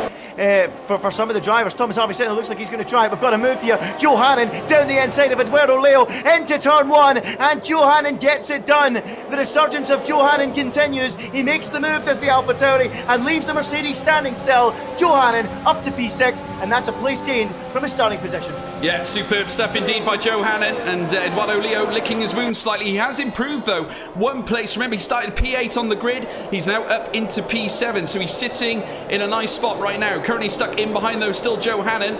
All that can change though, as he stays in, plugged onto the rear of the AlphaTauri as they make their way through the next swing in S section and through turns 10 and 11 very shortly. This of course is where the rear step out. We saw this in qualifying. Got very harum-scarum from a lot of people, and a lot of invalidations did occur as well. We'll have to wait and see how this affects the driver, certainly as the tyres wear out, Andy, and that could be a prevalent issue. If the tyres get worn out through age, that turn 10 and 11 could prove very, very difficult. It's going to be really interesting to see what Thomas Harvey does. That's the big question for me. I don't see any reason why he would qualify on softs. He's the only man in the entire field that's on the soft tyre. I don't see any reason why he would qualify on the soft tyre if he was going soft to hard. The only thing I can see him doing is a two-stop, an aggressive soft, medium, soft. That's what I think Thomas Harvey's going to do. Let's see how quick that strategy proves to be. Yeah, we'll have to wait and see. Certainly teed up to certainly make that strategy work. Going wide there slightly, Johanan. DRS now opening up for a lot of these drivers as well. Jarno Opmeer urging closer and closer to John Evans now into the 2.5 of a second gap. And they're separated by minimal numbers right now as they make their way through the next double right-hander. And this is out of turn 6, of course, at the Hawkelia bends, and very shortly into the swing-in S's section. Once again, turn 7, certainly 8, as well as 9, into 10, and still John Evans fending off the approaches from the Flying Dutchman. Sam McBride, though, impressive, though, Andy. Eduardo Leo as well, trying to close down on Johanan. Yeah, it's going to be, it's really, really close, really quite the battle behind Thomas Harvey. There's a real discussion going on in the chat here, and I'm really enjoying reading it, George, about whether they're going to two-stop or one-stop. A few others suggesting the medium runners might actually do mediums in the first stint and then do two runs on the soft. So we'll have to wait and see. Everyone might end up two-stopping, and Thomas Harvey's just getting the softs out of the way right at the start. No idea. We'll have to wait and see. Maybe Red Bull will split the strategy. Who knows? It's going to be really interesting. I'm enjoying this setup, George. Not often we talk about strategy in 50% bases, but here comes Jarno Opmeer. Talk about the track action. He's going to come past John Evans and take P2 on the road. Gets the move done on John Evans into the braking zone, and the Dutchman flies up into second place. Yeah, he was always going to be vulnerable with his teammate leaving him out for, well, certainly leaving him out to dry with 3.3 seconds the gap between Thomas Harvey and Jarno Opmeer. In comes Sam McBride, though, out of absolutely nowhere. Sends it down the inside of John Evans, and certainly that'll keep him on his toes, that's for sure. Heading around turn 6 now, and I have to say, alarm bells ringing for John Evans. I don't think he saw that one coming. Certainly Sam McBride trying to throw a little bit of a spoke in the works, Andy. That was a very brave move indeed. Yeah, it was a very, very brave move, and John Evans will be pleased to see him still behind him. That could have been the end of his race chances at victory, because Jarno Opmeer could have opened up a second gap if they started battling through the middle sector. As it is, he will not open up that second gap, and John Evans will still keep the DRS. Well, it will also be interesting to see if Jarno Opmeer starts closing the gap to Thomas Harvey, and we'll know if John Evans was maybe trying to manage the pace and let Thomas Harvey break away. Not too sure. I don't think that is the case. I just think Thomas Harvey is quicker at this stage of the race because he's on the soft tyre. We'll wait and see if Jarno can close that gap. Yeah, we will indeed. Now let's see if John Evans can close the gap on Jarno Opmeer. The gap remaining at around 0.5 of a second. And I get the feeling he's avoiding the slipstream slightly just to defend, but at the same time, maybe he wants to stay in P3, Andy. Maybe he wants to stay in P3 because he knows that all they're going to be doing is swapping each time. Better to save the tyres perhaps, try and go a little longer and maybe do an overcut or something. That could be a strategy there, certainly for John Evans, who's now right on the rear there of Jarno Opmeer, having a look, making him think slightly. The Flying Dutchman, looking in his rearview mirror, can see very plain and clearly that Red Bull logo glazing in this Mexican sunshine as they come around turn 6. Incredible stuff, certainly from Jarno Opmeer at this moment in time, though. He's holding on to that P2 spot. In behind, you can see there John Evans with Sam McBride in P4. Chana Kinchi, who has not left the rear of the Williams, is currently in P5 with Joe Hannon on his tail. Eduardo Leo, the other Mercedes, currently lying in P7, ahead of Ruben Pedreño, who is half a second behind him. Andreas Dormeyer, 3/10 back with Jake Benham, who's managed to mightily pull himself up into the top 10. And I tell you what, it's going to be a mighty effort from Jake Benham to pull something out of the bag here, Andy, but he's more than capable to do it. Yeah, I'm sure we'll see him show his class as we get through the Grand Prix. He'll be really frustrated with that qualifying effort, no doubt about it, but he's already making up some ground and into the top 10. Let's see how much further he can go. Jarno Opmeer slowly starting to eat that gap in ever so slightly, maybe not as much as we thought. The good news for Thomas Harvey, he will be an early stopper, but the field are still strung really well together. They're a big bunch. When he does pit, he will be in a lot of clean air. It's not as if the field is strung out to a big amount, so that will help Thomas Harvey as well. Yeah, it certainly will. Currently the gap still remains 3.2. It's not growing, it's shortening. It's starting to come down slightly. Remember, it was 3.3. Are the soft tyres starting to get burnt out here? It'll be interesting to see whether he does decide to box sooner rather than later. Lap 8 of 36. Of course, you'd imagine the tyres do take a little bit of a hammering in Sector 2, given the fact they have to weave through those very, very aggressive chicanes. But we'll have to wait and see as they make their way into Turn 7. Now Turn 8. Jarno Opmeer heading this field, equipped with John Evans in behind and Sam McBride as well. Half a second back to Chana Kinchi, who's showing all over his rear. Eduardo Leo, though, also getting closer as well to Joe Hannon, who overtook him earlier on. As the Mercedes now, there you can see the tyre differential. Nothing between them, but Eduardo Leo with the healthier tyres right now. Yeah, he's looking very strong, Eduardo Leo in there. Just keeping an eye on Thomas Harvey. Any sign of a pit stop yet? Nope, he'll carry on his way. No sign of him coming into the pits yet. What do we reckon, folks? Maybe 10 laps, maybe, on a set of softs, and then another set of softs for 10 laps, and then 16 on mediums? Let's wait and see. It's going to be really interesting. Who knows, he might even pit and put a set of hard tyres on. Nobody's got a clue, but it's going to be interesting. Well, that gap has come down ferociously, Andy. It's down to 4/4 of a second now, as we're seeing Andreas Dormeyer aggressively plugging on the back of Ruben Pedreño. Exceptional scenes indeed, and I'm sure we'll see a few of those as Eduardo Leo right on the rear now once again of Joe Hannon, a little bit squirrely on the exit, but making his way down the next straight between turns 3 and turns 4, down the Transera, and Eduardo Leo really, really prominent right now, starting to try and show all over the rear of Joe Hannon. That rear diffuser of the AlphaTauri is certainly being looked upon by the Black Arrow, trying to size him up for a potential move. We could see one heading down the DRS straight between turns 11 and 12, but while they're in this train, each of the cars getting their own individual tow, so that will certainly help them defend against those positions in behind as well, as they now weave their way through these sections. That gap between Jarno Opmeer, though, and Thomas Harvey coming down even more, Andy, 2.6 seconds, and I swear to God, in the last lap or so, that was 3.1. That's an incredible differential. Well, I'm looking out at the commentary box window, George, and I'm having a look to see if the Red Bull mechanics are scattering out onto the pit lane, and the answer is no. They're staying put for now. So Thomas Harvey is just going to have to grind this stint out. He is now definitely on a slower tyre than those guys behind him. Let's see how much longer he's planning to go. Will he be in at the end of this lap then? We'll have to wait and see. Eduardo Leo now looking all over the back of the AlphaTauri again. He's still within about 2/10 of a second, 2.5 tenths of a second as they now climb through the next right-hander at turn 1. through the Solana S's section, now through towards the Transiran. He's going to have this straight now. He could utilise the DRS and get in behind now of that AlphaTauri. Has a little look. Will he go for a move as we're now watching them hightail down towards turn 4? No, certainly no opportunity for a move that time, but they're getting so close. And look at Chanakinchi as well, Andy, all over the rear of Sam McBride. So many opportunities in this top 10 field. I'll tell you what, all it takes is one change, and that could change this whole race. Yeah, absolutely. They're all just stringing each other along in the DRS at the minute. Single file. I'm sure it'll all open up very quickly. Certainly Eduardo Leo looks like the most racy, having been overtaken earlier on by Johan. Are we going to see more action between those? Are we going to see Thomas Harvey in this time? The gap down even further now. 2.1 for Thomas Harvey. What will he do this time? Will he carry on for another lap, or will he come into the pits?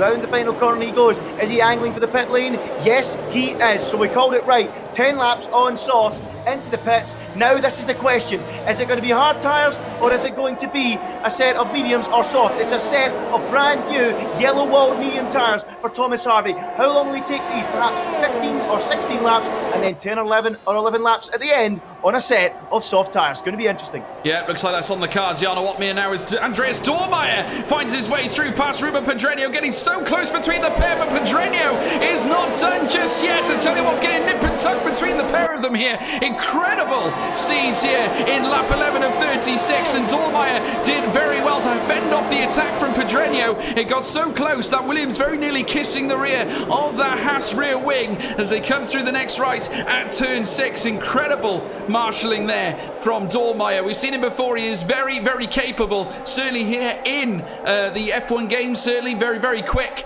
and has impressed before. But I have to say that was very, very good indeed. Eduardo Leo, Chanakinchi though, a crucial 3-second time penalty, and we spoke about track limits before. And as Eduardo Leo now starts to get closer to the AlphaTauri, that is going to be a crucial blow for a lot in this field. Yeah, and I tell you what, it's really good for Thomas Harvey here. Look at this, George, with the whole field still tucked up together, all fighting one another. Thomas Harvey isn't going to be catching any traffic anytime soon. He's got 10 seconds of clean air since making that pit stop, so that will work in his favour. When all these guys pit, they're going to be holding each other up in the pit lane. There are going to be cars still out there, cars that aren't out there, and they're all going to get in each other's way. So this is really good for Thomas Harvey. He's the only man trying this strategy. He's got no one in his way, as Jake Benham makes a move and moves up into the top 8. Yeah, he's made 2 places, obviously, since the pit stop. Luke Smith as well, getting by. Oh, a big battle there. Floris Fears aggressively defending. Oh, no! Oh, dear. Luke Smith. I tell you what, the spin there heading around that S section at turns 1, 2 and 3. It got so aggressive, and Jonas Rutten as well under pressure, as we're now seeing a battle there taking place between the Aston Martins. Only Papinta dispatching Jonas Rutten down in P13 and 14. Incredible stuff indeed, but a big blow for Luke Smith. And I tell you what, that could be one for the stewards, Andy. It could be one for the stewards, and it's going to give Red Bull something to think about too, because that now means Thomas Harvey will catch up to Luke Smith a little bit quicker, and that will give him traffic. The question is though, will Luke Smith have any damage and need to come into the pits? But that will hurt Red Bull, it will hurt Thomas Harvey. Yeah, well, let's wait and see what they decide to do now. Jana Watmir in first place, currently fending off the approach from Red Bull's John Evans. Currently the gap literally on 7.5 tenths of a second. It's starting to come down slightly now. Jonas Rutten with a 3-second time penalty of his own now as the time start marching downwards. The gap's getting so close. There you can see Eduardo Leo in P6, closely following Johann Still. We're watching this battle progress. Eduardo Leo has not left the rear of that AlphaTauri as we see some drama further back now as well. Simon Perigny down the inside now. Ruben Pedreño, can he find his way through? Heading through this next chicane section out of turn 3 now. The Alpine on top here. Simon Perigny, brilliant for Perigny, and in comes now Jeffrey Ritchie as well. He fancies a piece of the pie, does the AlphaTauri on the medium tyres, heading through the next S section out of turn 4 into turn 5 around the SA de Lago. Brilliant from Jeffrey Ritchie. Boldness, tenacity. He's in the top 10. Yeah, great racing throughout the field, George. Brilliant to see, but we should also mention fastest lap there from Thomas Harvey, and he goes quickest of all. What was the time? I think it was a 17.7, was it? Bit of a quick look, 17.1 from Thomas Harvey on that lap. Compare that to the leader, Jan Watmir. He's doing 18.6 at the minute, so that just shows you the pace advantage Thomas Harvey has got at the back of the field in clean air.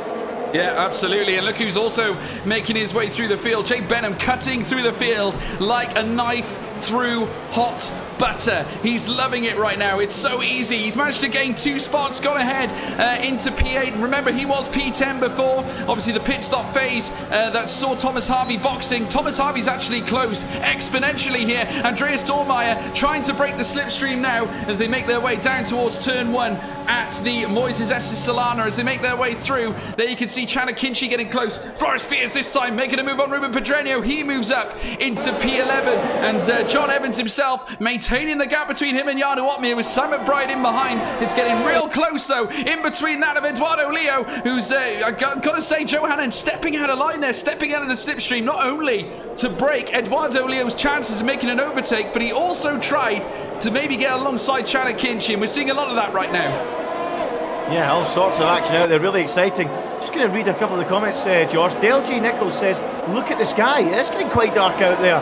So I wonder if there's maybe a chance of some rain in this Grand Prix at some point. That could be throwing a spanner in the works. So yeah, it's getting quite dark out there. Ooh. We'll have to keep an eye and see if it does rain. Yeah, Jake Benham now down the inside there of Andreas Dormeyer, the McLaren. Oh, another move there, squeezed him slightly, heading around that next right-hander. And I've got to say, it did pay off for him around the Rector Delavallo, and a great move from Jake Benham, championship leader-elect, currently making his way around in P7 right now, and now in lap 15 of 36, he's now in P7. A great rise from Jake Benham. Yeah, unsurprising, Georgie. He's put that qualifying behind him and is really starting to make moves through the field. Here's Simon Perigny. He's right behind Andres Dormeyer. Is he going to be close enough for a move? He's going to break later than the Haas driver into turn 1. That's going to be really close between the two. Andres Dormeyer hangs on and maintains 8th place, but now that allows Jeffrey Ritchie to get in on the act. He's tucked up now behind that Alpine car. Can he make that move down into the braking zone? I don't think he's going to be close enough. He isn't close enough, and he stays in P10. Yeah, very, very close between the lot of them here. That top 10 are all within DRS. That's incredible. In fact, the DRS train literally slips all the way down to P17, where Tom Martinez is half a second behind his teammate Felipe Souza, but the Delta gap's been well managed. If anyone's losing DRS, it could be Sam McBride. He's nearly breaking that second mark, and that'll be crucial, and certainly that'll allow John Evans and Jarno Opmeer to career forwards. But of course, Sam McBride managing to hold on just for now. That will maintain his DRS at least for now, as they now march their way through the final echelons of Sector 3 here on lap 15 of 36. Jarno Opmeer still leading them round. There you can see the Flying Dutchman coming around the final corner here at the Peraltada, and he will lead them into lap 16 of 36. Incredible stuff here from the Dutchman, with John Evans locked in behind here. Another impressive run here from John Evans. Can he continue his positive stretch of form, Andy? Yeah, let's see if he can. Thomas Harvey has caught Luke Smith, by the way, in the middle part of the lap. He needs to clear him very, very quickly. Will he do it down the start-finish straight? This is a crucial moment for Thomas Harvey in his quest to try and win this race on the two-stop strategy. He's got the move done. He's ahead of Luke Smith and up into 18th place. He's only 15 seconds off the lead already, George. Yeah, and Eduardo Leo as well, going side by side with Jake Benham. Oh, they touch wheels, but Jake Benham holding on. And I tell you what, the ferocity of a lion, the all-star Jake Benham, championship leader. What a drive here so far. An incredible march up through this field. His quali pace might not have been his friend, but his race pace has been absolutely extraordinary. He's right in this fight, Andy. Yeah, and it's just incredible how well he's done this. You know, a lot of people would think, well, he's just cutting through the field, he's quicker than them. And there's the rain! It's starting to rain, would you believe it? The rain is coming down, and the rain is going to rain on Thomas Harvey's parade, I think.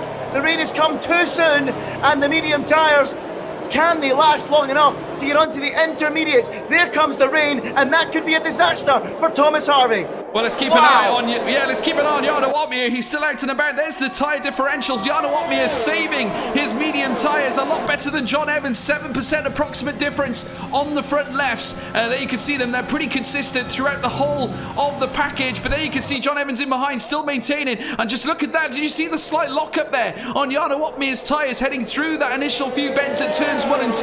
There was a slight lock-up. And I have to say, you do have to wonder whether we could see some heavy incidents here, as Joe Hannon now right on the rear of that man Chana Kinchi could go for broke here into the next left-hander. The AlphaTauri with a big squeeze as they come through the next right-hander. They wrestle, they hustle and tussle down through the next right-hander now, heading around turn 6, but still wheel to wheel. It might as well Jake Benham up for a fight as well. In comes Chana Kinchi, he holds on, but vitally that could leave him out of DRS. Yeah, that's incredible. Jake Benham now right there and ready to pounce on any kind of incident. Johanan picking up a time penalty too, so Jake Benham is already in a net 4th place here as the rain continues to fall, but it's not falling very hard. These drivers are going to have to probably pit a lap earlier than they would want because of the state of their medium tyres. Absolutely incredible. What a battle we've got here between Chanakinchi, Johanan and now Jake Benham joining the fray. How much further up the field can Jake Benham get this afternoon as they cross the line to start lap number 18, half race distance in what has been an exciting, gripping and tantalising race. And here comes Jake Benham to try and take the pair of them. They're 3 wide going down the start-finish straight, and Jake Benham pulls out from behind and moves past the AlphaTauri and past Chanakinchi as well, and so has Eduardo Leo up into 6th place. Incredible. Amazing move from Jake Benham, 2 for the price of 1 here at Mexico, and that garners him a P4 spot. Amazing stuff.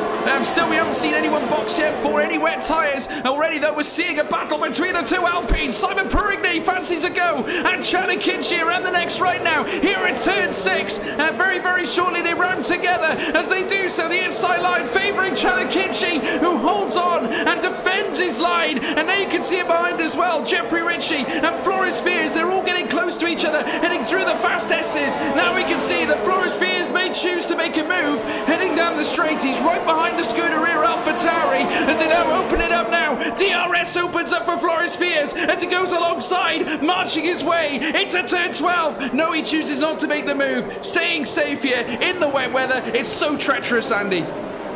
Yeah, the rain's getting heavier and heavier at the minute as they come round the final corner, and they're all coming into the pits. Now is the moment. Jarno Opmeer and John Evans in together. Who's going to be quicker, the Mercedes pit crew or the Red Bull pit crew? Are they going to hold each other up then as they all come into the pit lane? This is a key moment in this Grand Prix. It is indeed, but crucially, Andy, a huge blow for Thomas Harvey, a massive blow, because if this is a one-stop race on intermediate tyres, he's effectively gone from 1st place to the back with just a sprinkling of rain. How cruel and punishing is that? Oh, it's an absolute disaster. It's game over, George, as far as Thomas Harvey's concerned for winning this Grand Prix. He took a gamble and it's not paid off. Look at the scrap in the top 3 between 3 drivers, all on the dry tyres. We said in qualifying you need to be in the right tyre at the right time. They're all sliding all over the racetrack. The 3 of them struggling for grip. Louis Welch, Ruben Pedreño and Jonas Rutten scrapping like crazy, George, with no grip at all. Yeah, I think they're trying to at least hang on 1 lap, maybe try and produce some magical overcut or something like that, just so when they box in for intermediate tyres. Of course, another thing to consider is that they would have been stacking as well, so that of course is something that they'd want to avoid. But I gotta say, you've got to be so brave around this part of the circuit, especially here at the S's where the rain's coming down. The racing line is going to be filled and flooded with water, and on slick tyres it's going to prove to be like an ice rink as we see the rear end of Ruben Pedreño's car slipping and sliding over the circuit. Yeah, and you can see that already only 5 seconds back is Jarno Opmeer on this group, and Jonas Rutten tries to go for the dive, goes straight off the track and into almost the barrier, keeps it on the island just about, and they're losing time hand over fist, and already Jarno Opmeer's on them. Look at that. This is going to be a big moment in the race. They're going to have to be very careful when negotiating these slower cars. Look at Opmeer trying to find his way through. Oh, it's so close, but they just get out the way in time. And now John Evans is all over the back of him. He certainly is, right on his rear. Jarno Opmeer managing it well out to the final corner and holding on to that P1 spot now. He is absolutely in P1 position. They've got 16 laps remaining here at Mexico. They're all boxing now. Eduardo Leo now in P9 with Lenny Papinter in P10. Tom Martinez, who I have to say, the rain couldn't come down any sooner for Tom Martinez. He was at the back of the grid. He is now P11. A huge goal bonus here for Tom Martinez. Wow, that's really worked out well for him. He's just cut out half the field, hasn't he? And up into 11th place. So he's now got himself a chance at some World Championship points. But now the big question at the front, can John Evans get back ahead of Jarno Opmeer? Track position so much more important in the damp conditions, because on the game, unlike in real life, it's more difficult to overtake in the wet because you don't have the DRS, and it can be quite a challenge, George, can't it? Yeah, Andreas Dormeyer tussling in with Simon Perigny now into the S's section, wheel to wheel. That's not the place to do it. Andreas Dormeyer runs off the circuit as they head through now, and Simon Perigny managing to hold on to that P6. It got very harum-scarum heading through turn 7, 8 and 9, but luckily enough, no casualties at that point of the race. But vitally enough, Andy, Jarno Opmeer in front. We know how good he is in the wet, but John Evans still very much up there for dancing and combating there with Jarno Wopmeer. So I got to give you credit. It's currently a 2-car race right now. There's a big gap now to Sam McBride, 1.2 seconds. How vital could that be at the end of the race? But I just want to say a massive thank you to everyone at home. 350 to 60 viewers here at this broadcast tonight. You guys are incredible. Please leave a like and subscribe. Yeah, I was just thinking the same, George. Absolutely fantastic to see so many people tuning into this Grand Prix. It's been a really gripping one. There's been some good action out there and some real intrigue with the weather and strategies, and you guys are really enjoying it. So be sure to stay to the end. It's going to be a cracking race. Altmaier versus Evans. Can't ask for any more than that. Absolutely not, and it's going to be a scintillating affair. Jarno currently holding on to that P1 spot with a Red Bull locked in behind. How often have we seen these images in the past? Certainly now. You can see Jake Benham. What a drive from Jake Benham, and I can say I can already put a title on his next YouTube video. Currently sat in P4, 0.7 of a second the gap between him and Sam McBride, and I have to say, what a drive, Andy. What a drive. Remember, he was eliminated very early on in qualifying. Well, I say it very early on, around Q2, but at the same time, what a mission to bring that car up the grid order and gaining, I think, no less than 10 places, Andy. Yeah, absolutely, and especially when the field was so tightly packed, George, and they were all on a big DRS train. That just shows how much skill he's got to just negotiate that traffic, and he's got himself up into a position where he can get a podium and perhaps even still get into the fight for the win, George, which would be absolutely unbelievable. But, you know, let's see what he can do. He's closing in on Sam McBride, and you just feel it's a matter of time before the All-Star gets up into P3. Yeah, they don't call him the All-Star for nothing. He is certainly an All-Star at that. Signed by Veloce Esports this season to represent them and develop and hopefully become an F1 Esports talent in the future. I have to say, this youngster, very exciting in the league racing community and certainly for the future of esports as well. Driving the McLaren, of course, usually managed by the Veloce team as well. A lot of them know them as McLaren Shadow in the world of F1 Esports. And I have to say, he's right on the rear of that Williams. I've got to say, very uncomfortable here for Sam McBride as we now watch Jake Benham marshal his way through turn 6, and there you can see Sam McBride really struggling here with the car. Certainly the intermediate tyres not suiting the Williams right now. Jake Benham is going to have to pick his spot, and you can just see them feathering the throttle. You can hear it just feathering through these corners in this wet weather conditions. Certainly you can't go full pedal to the metal at this point of the circuit given these wet weather conditions. It makes the track, much like I said earlier, an ice rink as they certainly head their way through turn 12. I get a feeling this battle is certainly just about to get started. Yeah, it sure is about to get started, George. And look at Jarno Wopmeer now. He's opened the gap out to 1.2 seconds. And as you touched on, George, he is now starting to show how much of a king he is in the wet conditions, opening it out to John Evans.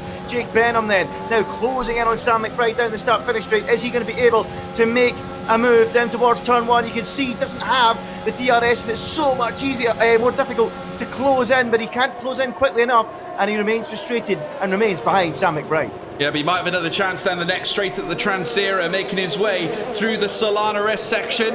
And he's going to power out now down the straight. He's got the Transera up next. He's right on the rear of Sam McBride. 3.5 tenths. That delta is cascading downwards. He'll have a lot of chances here.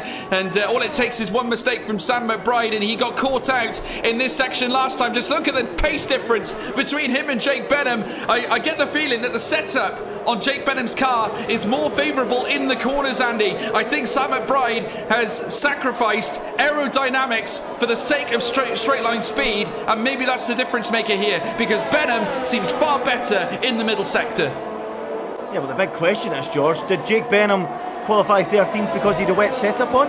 Is that maybe what he is planning? Could well Perhaps, be. we don't know. So maybe he's gone for the long game, sacrifice grid position, go for the wet setup, and then try and cut through in the race. So let's see if once he clears Sam McBride, if he clears Sam McBride, if he can then get after the two in front of him. Let's wait and see.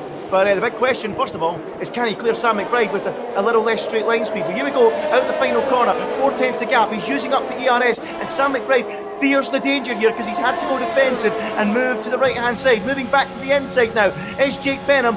Going to go for it on the brake pedal. He's going to have to get his elbows out pretty soon if he still wants a chance of winning this race, but not on this occasion, not into turn 1. Can he set it up for a run into turn 4 as Luke Smith retires from the race? Yeah, I hope that's not an incident here, Andy. We could be faced with a safety car otherwise. They're now making their way down the next straight, the Transera this time, and there you can see Jake Benham trying to plug his way on Sam McBride, but certainly Sam McBride doing enough in the right areas of the circuit. Of course, that's what he needs to do if he wants to marshal any attack from the all-star Jake Benham. That McLaren has been absolutely unrelenting. In behind, though, a little wide, though, around turn 6, and that could open the door for Joe Hannon, who he himself is a very, very, very tasty customer, and he doesn't mind fighting here on a circuit such as Mexico. We've seen it before at Portugal, certainly around Portimao. He was absolutely brilliant in PSGL, marshalling off Jarno Opmeer, but there you can see Jake Benham still managing to spring out a half a second gap on Joe Hannon, and that gap between him and Sam McBride now back up again to 0.4 of a second. It does seem to me, Andy, that these cars are built for different different parts of this track, different parts of the layout.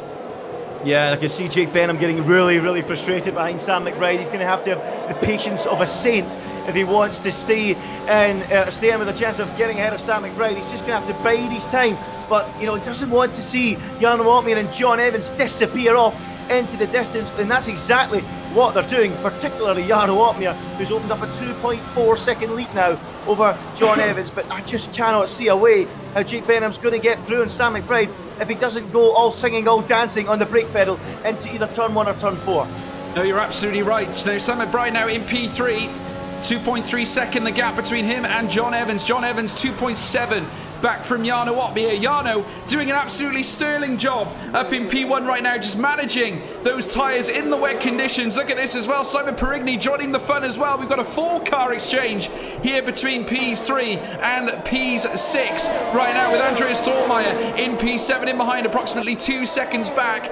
And John Evans now is pretty much in no man's land here, Andy. He's got no one in between him and Jarno Opmeer. There's a gap now springing out to 3 seconds between him and Jarno. The gap between him and Sam McBride, 2.3, and it's showing no signs of closing. If anything, the battle is now for P3.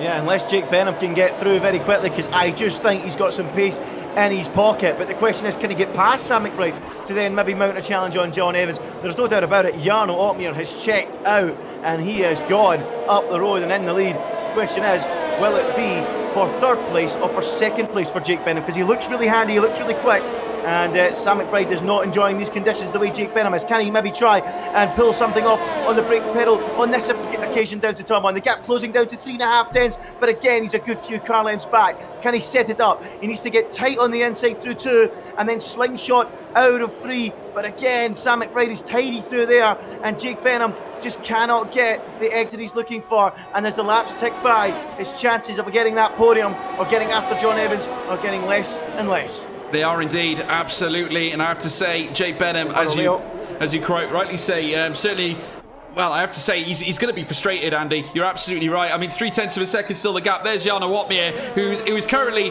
enjoying 3.5 seconds of differential between him and John Evans right now. Further back, we're going to go back to Jake Benham. It's back within 3.5 of a second as they now cruise through the S section. And I can only imagine it must be a horror show in the cockpit, trying to control this car. You can see the puddles across this circuit, Andy. Step 1 part off the racing line, and you're in deep trouble.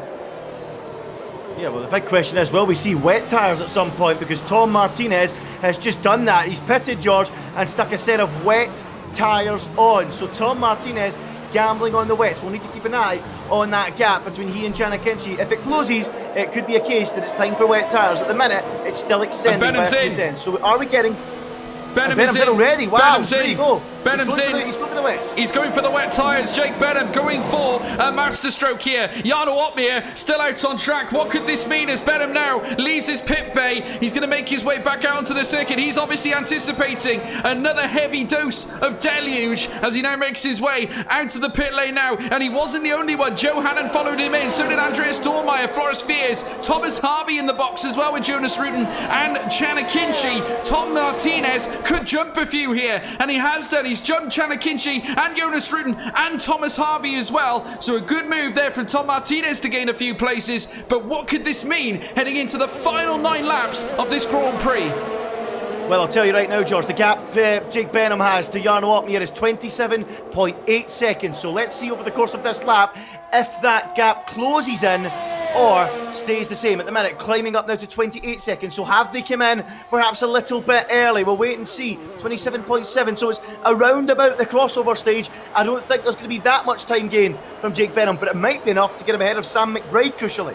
Well, we'll have to wait and see. Certainly, they're all still out and about. We're just going to watch and see what Jarno Opmeer decides to do now. I can only imagine he's going to box. There's been no see. Yes, he is boxing. He is boxing. Now, what about the others? John Evans, he's staying out. John Evans staying out. Now, what is that going to mean for the end of this race? He feels he can go longer. Sam McBride is in now as well. Crucial matter of the fact now is what's Jake Benham going to do? Making his way around the final sector. He's stuck behind Lewis Welch and intermediate tyres. That's going to hold him up big time as they're marching their way down through the final corner. So John Evans still leads this race. Jeffrey Ritchie also staying out in 4th place. There you can see Jarno Opmeer out now in 5th place with Sam McBride in behind him on wet tyres.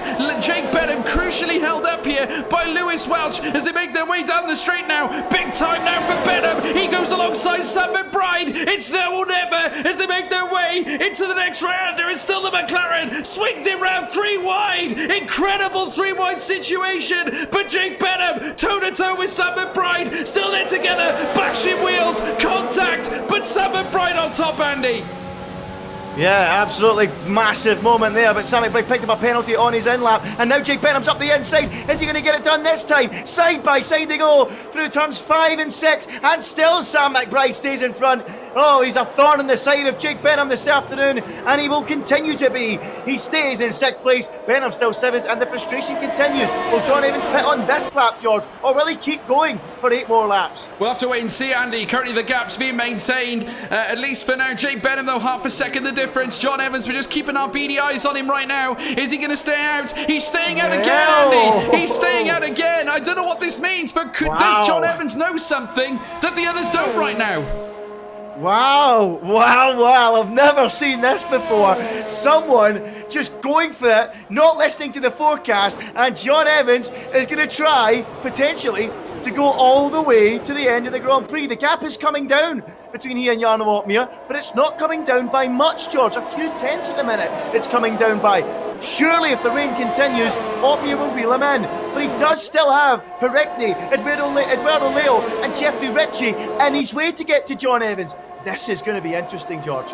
Yeah, well, John Evans still clear. 4.5 seconds between him and Simon Perigny. Jarno Opmeer has now broken into the 3-second gap between him and Jeffrey Ritchie. But I get the feeling it's going to be too much for the Dutchman to do here, Andy. It's going to be way too much for him to do. They've got 7 laps left in this race. Jake Benham now half a second back from Sam McBride still. This battle has been raging on all race. Touching in the rear, though, from Joe Hannon as he now springs into action right in behind Jake Benham. The All-Star felt a tap in the rear diffuser as the AlphaTauri gets closer. There you can see behind as well Andreas Dormeyer on the rear of Lewis Welch as they make their way out of turn 6. Opportunity now potentially for Andreas Dormeyer as they come through the swinging sections now, and just look at it, the wet tyre difference. It's so much better, so much more operative here in this section of the track. And what could this mean here for Jarno Opmeer as he now breaks into the 1.5 second gap between him and Jeffrey Ritchie? He is gaining time, Andy.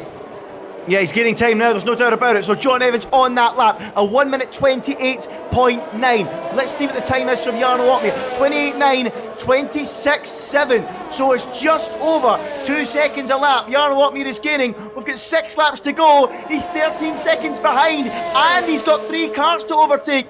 It could be very close at the end of this race. Wow! Grandstand finish. Buckle up, folks. Well, the one thing in Jarno's favour is whatever happens, the cars ahead have got penalties. Of course, Eduardo Leo, his teammate, and Simon Perigny as well, so he could jump those potentially. But we'll have to wait and see. What hasn't changed, though, is that he needs to try and close up on Jeffrey Ritchie. The AlphaTauri is currently holding on to P4 on track, and there's crucially a 4-second gap between him and Eduardo Leo. I just get the feeling that John Evans could be on for a historic day today in his league racing career. Incredible stuff, pulling off effectively what Lando Norris did, but only this time it's working, Andy. Yeah, I don't know, George. The rain's probably going to get worse, and the delta will get bigger between the tyres. But the big thing is, Opmeer has to clear these guys, and he's caught Jeffrey Ritchie in the worst possible place, where it's single file and difficult to make a move. He knows he needs to get this move done now. He doesn't get it done, and Jeffrey Ritchie's going to hold him up all the way to the start-finish line, and that is crucial time being lost by Jarno Opmeer. The gap isn't going to come down by much on this lap. Remember, it was a 26.7 on the last lap for Jarno Opmeer. What is it this time as he comes round the final corner? 26.7. This time, it's a 27.5. He's lost 8 tenths. behind Jeffrey Ritchie. He's now pulling alongside Jeffrey. Can he get the move done? Down towards turn 1. It's wheel-to-wheel stuff here in WOR with different tyre compounds. And the F1 Esports champ, Jarno Opmeer, gets through. Next up on his radar, it's Eduardo Leo. Can he get to John Evans before the finish? Well, 5 laps left here, Andy. Is it going to be enough? That's the big question. 3.6 seconds. The deficit is now the 2 Ferraris. Juliet heading into the next right-hander. And as they do so, and Aston Martin as well in the fray of it too. Floris Fears up into P10 with Lewis Welch now dropping like a stone here in P11 with Lenny Papinta all over the rear there of the Ferrari car. And certainly Lewis Welch looks like a sitting duck here in this deluge of rain as the Aston Martin on the wet tyres. Surely superior grip down the inside. Simon Perigny into the next left as they march their way through turns 4 into turn 5 now out of the Delago SA as they come through now the Hawkia bends, the Aston Martin down the outside, the familiar blue curb tyres as he now powers through, utilising the extra grip on the exit down into the next swinging section, finds his way through at turn 7. Great move. Yeah, great move there. John Evans, by the way, 29-1 on that last lap. The weather is getting worse. What is it this time for John Evans? Responds, 28-8. Not losing as much time this time round. So the weather is staying the same. He's still able to go at this pace. Can he do it at the end? Jarno Opmeer crosses the line. 26-8. It's only 2 seconds again. Taken out by Jarno Opmeer. At this rate, he will not get John Evans. Well, what a day this could be on the cards for the Red Bull. John Evans on his way to making history for himself here. Yet to win this season in WOR. He's come close though. 2 second places this season at Hungary and in Belgium. There you can see Simon Perigny in the distance, 3.7 seconds away. And I have to say, good big credit to John Evans. He took a brave step, a big brave move, Andy. I have to say, when the Dutchman usually makes a decision, it's usually the right one. He knows exactly how to work these wet conditions. They do simulations certainly for practice heading into F1 Esports, but it might be the case that he's been outdone, outplayed by John Evans. What a sheer game of chess this has been, and the Red Bull is on his way to potentially winning the Mexican Grand Prix. I can't bear to watch, Andy. Well, the gap is coming down a lot more now. Opmeer's gained a lot of time on this lap. I think the difference is going to be all about how quickly Opmeer passes Eduardo Leo and Simon Perigny. That is going to be the key. He needs to pass them immediately. He cannot get held up like he did with Jeffrey Ritchie. That is the key to victory for Jarno Opmeer at the minute. Yeah, the fans watching here at home, 370 of you tuning in to see this dramatic finish to this race. Can John Evans hold out to the end? Jarno Opmeer is cutting right through the delta between him and his teammate, Eduardo Leo, who I'm sure will not give the Dutchman a hard time in order to close the gap on Simon Perigny. We're here in lap 33 of 36, folks. A minimal 3 laps left in this Mexican Grand Prix. Please make sure you leave a like and a subscribe for this one, folks, because I don't know what else you're going to leave a like and subscribe for. This has been a thrilling encounter with Jarno Opmeer now pushing down this stretch now, leading down towards turn 4, out to the Recta Trancera. This Mercedes has got to be put to the test. Jarno Opmeer's got to have his wits about him. 3 laps of magic remain here with John Evans on top. It's going to be scintillating, and he's broken that second gap, Andy. Yeah, crucially, Jarno Opmeer is catching Eduardo at the wrong bit of the circuit, and he's going to be tucked up behind him again. Things looking good for John Evans. John Evans again responding well on that last lap, a 28-7, finding another 10. So at the minute, the track is not getting any worse. The gap now under 6 seconds with 3 laps to go. Wow, this is going to go right to the end. Opmeer needs to pass Leo now. Well, he certainly does. He's getting closer, but not close enough. He's sprung it into the 8/10 mark now. It's getting closer and closer and closer. They round the Forosol now, heading down towards the Peraltada. The final 2 bends here in their lap 33 of 36. And now John Evans crosses the line to commence lap 34 of 36. 2 laps remain. Jarno Opmeer now in within a second, but crucially enough, not enough to make the move here on this straight. It could be the case that he only catches his teammate heading into that sector 2 again, Andy, and that could be painful. Well, if that was Toto Wolff, I'd be telling Eduardo to get out of the way now. But, of course, as we touched on in qualifying before the start of the Grand Prix, George, in WOR, teammates don't really mean they're working together. They're just in the same car. That's all it means in WOR. And Jarno Opmeer is getting increasingly frustrated behind Eduardo. He needs to get the move done. Otherwise, this is over. And at the minute, the odds are swinging definitely in favour of John Evans. The F1 Esports champ is not catching him at the minute. No, not at all. He's not catching him whatsoever. John Evans managing it exceptionally well. He knows all he needs to do is manage the gap, manage the pace. Simon Perigny remains 2.4 seconds behind the Red Bull right now. Jonas Rutten, a 3-second time penalty to add to the woes of the Aston Martin team today, as we now watch Jarno Opmeer through the swinging sections here in Sector 2. Now down towards the next straight, and crucially again, stuck in behind Eduardo Leo in this crushing Sector 3 part of the circuit, down into Forest Sol. Again, the longer this continues, the better for John Evans. Very shortly he'll be commencing lap 35 of 36, Andy. It's getting tense. Again, the tension, you can cut it with a knife. You sure can. You sure can. What about this time, Jarno Opmeer? Still not close enough to get through on Eduardo Leo. And track position proving key here. Is showing how difficult it is to overtake. We've seen it earlier on with Jake Benham, who, by the way, is still stuck behind Sam McBride, incredibly. But yeah, we're seeing it here. Jarno Opmeer, despite being on better tyres, can't get close enough to find a way through in his teammate. And at the minute, this is all falling into place for John Evans for the first win of the season. And what a win it will be. What a strategy he's played. Oh, I tell you what, I cannot imagine the scenes in his rig right now. He must be absolutely bricking it, Andy. I have to say, incredible stuff here. 2.5 seconds the gap still being managed here between Simon Perigny and John Evans. Crucially now though, Jarno Opmeer trying to get it within the 0.8 of a second delta gap of Eduardo Leo, but I have to say, it's staggering a bit here, Andy. It's absolutely staggering. He's not actually catching his teammate, and that is going to be very crucial to the end of this race. Surely it can't be the case that the Inters are coming back into as a better tyre. It looks like it. It really does look like it. It is drying up, I think. And John Evans is just going to cruise to victory here at this rate. The gap is going up. It's back out to 5 seconds between John Evans and Jarno Opmeer. He's a full second behind Eduardo now.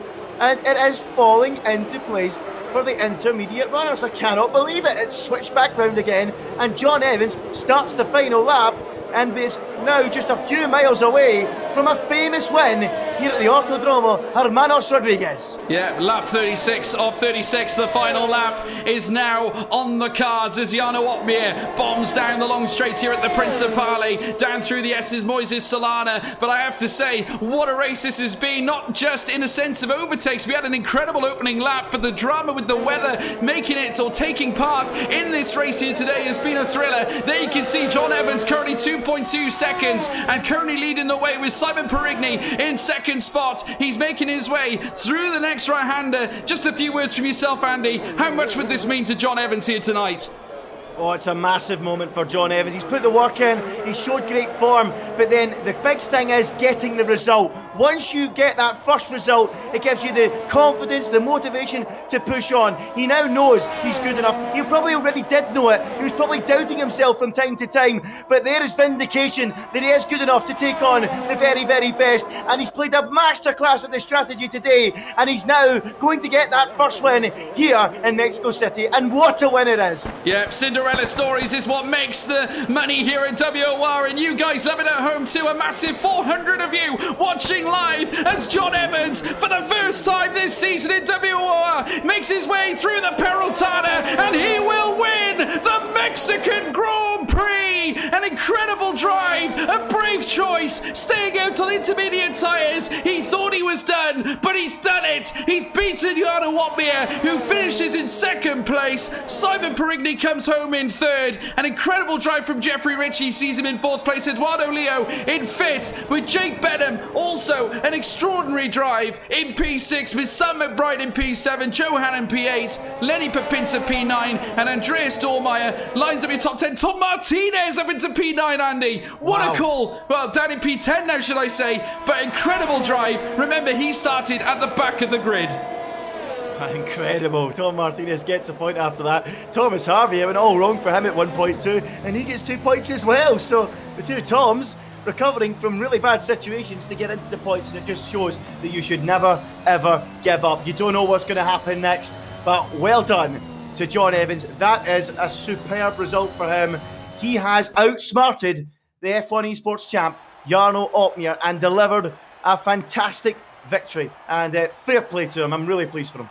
Oh, absolutely thrilled. I got to say, his stretch of form has certainly shown that he is fully capable of, you know, doing it when it matters. 2 second places in his last visit. It all started at Hungary, of course, several weeks ago. He came back to Spa, did it again there, beat Benham as they fought around Les Combes, and he held on for that second place. But today, he outwitted his competitors and managed to hold on to that P1 spot in superior fashion. He started third on the grid, first at the end. Jarno Opmeer in second place. Simon Perigny in P3 with Jeffrey Ritchie in P4. Eduardo Leo finished in P5 with Jake Benham. It wasn't quite to be the Cinderella story, but enough. From 13th up to P6, a great drive. Sam McBride in P7, Joe Hannon in P8 with Thomas Harvey in P9. Tom Martinez again started P10, a mighty 10 places gained. Definitely my driver of the day, I think, here on this one, Andy. I think Lenny Papinter in P11, Andreas Dormeyer P12, Lewis Welch in P13, Felipe Souza P14, Floris Fears in P15, Jonas Rutten in P16,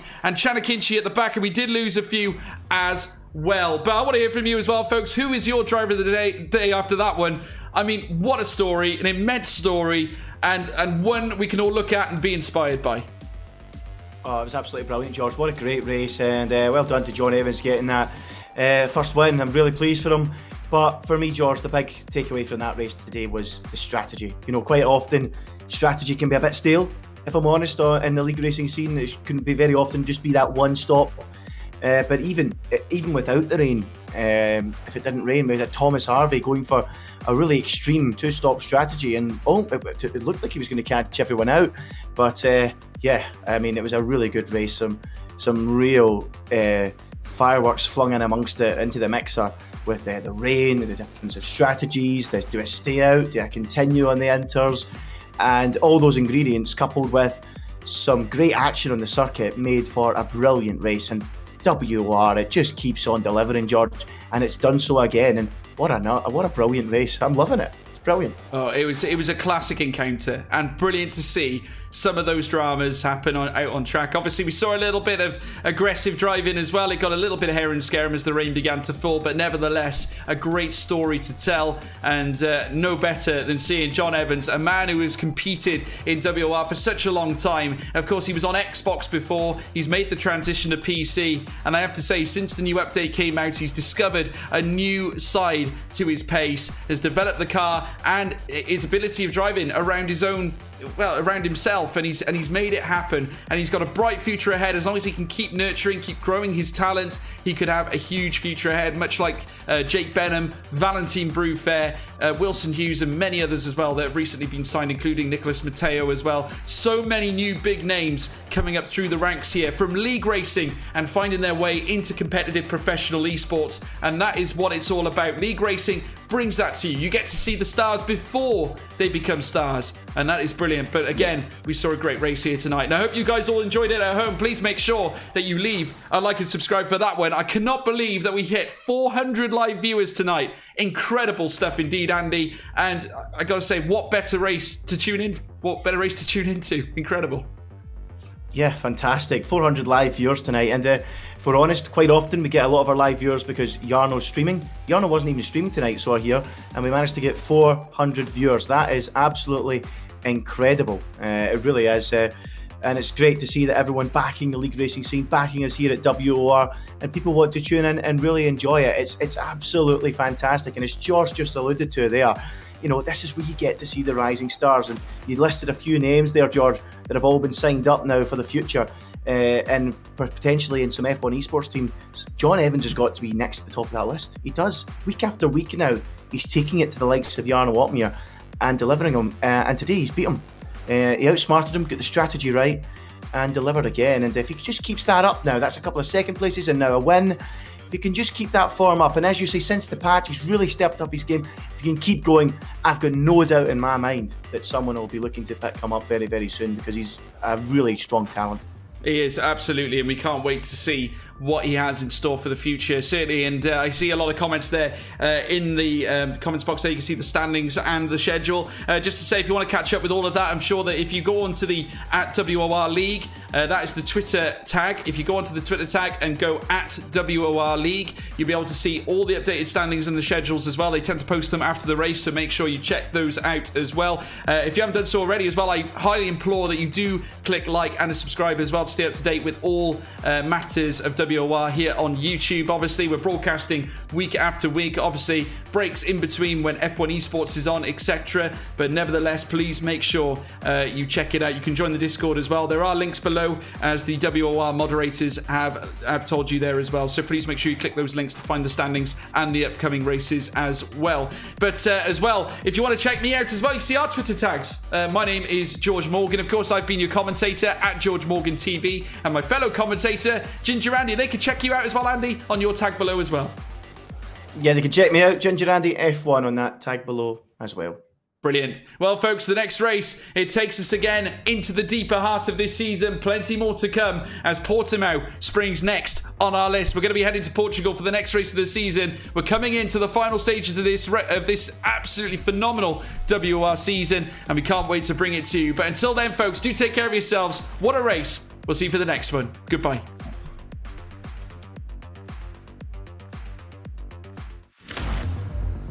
Antoine is going to be crowned your WOR Season 10 champion. And history's been made. Bennett, the first WOR PS4 champion.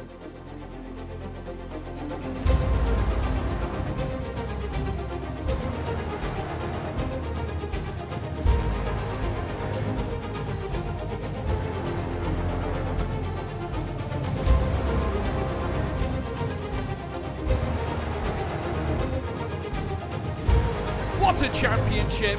What a season!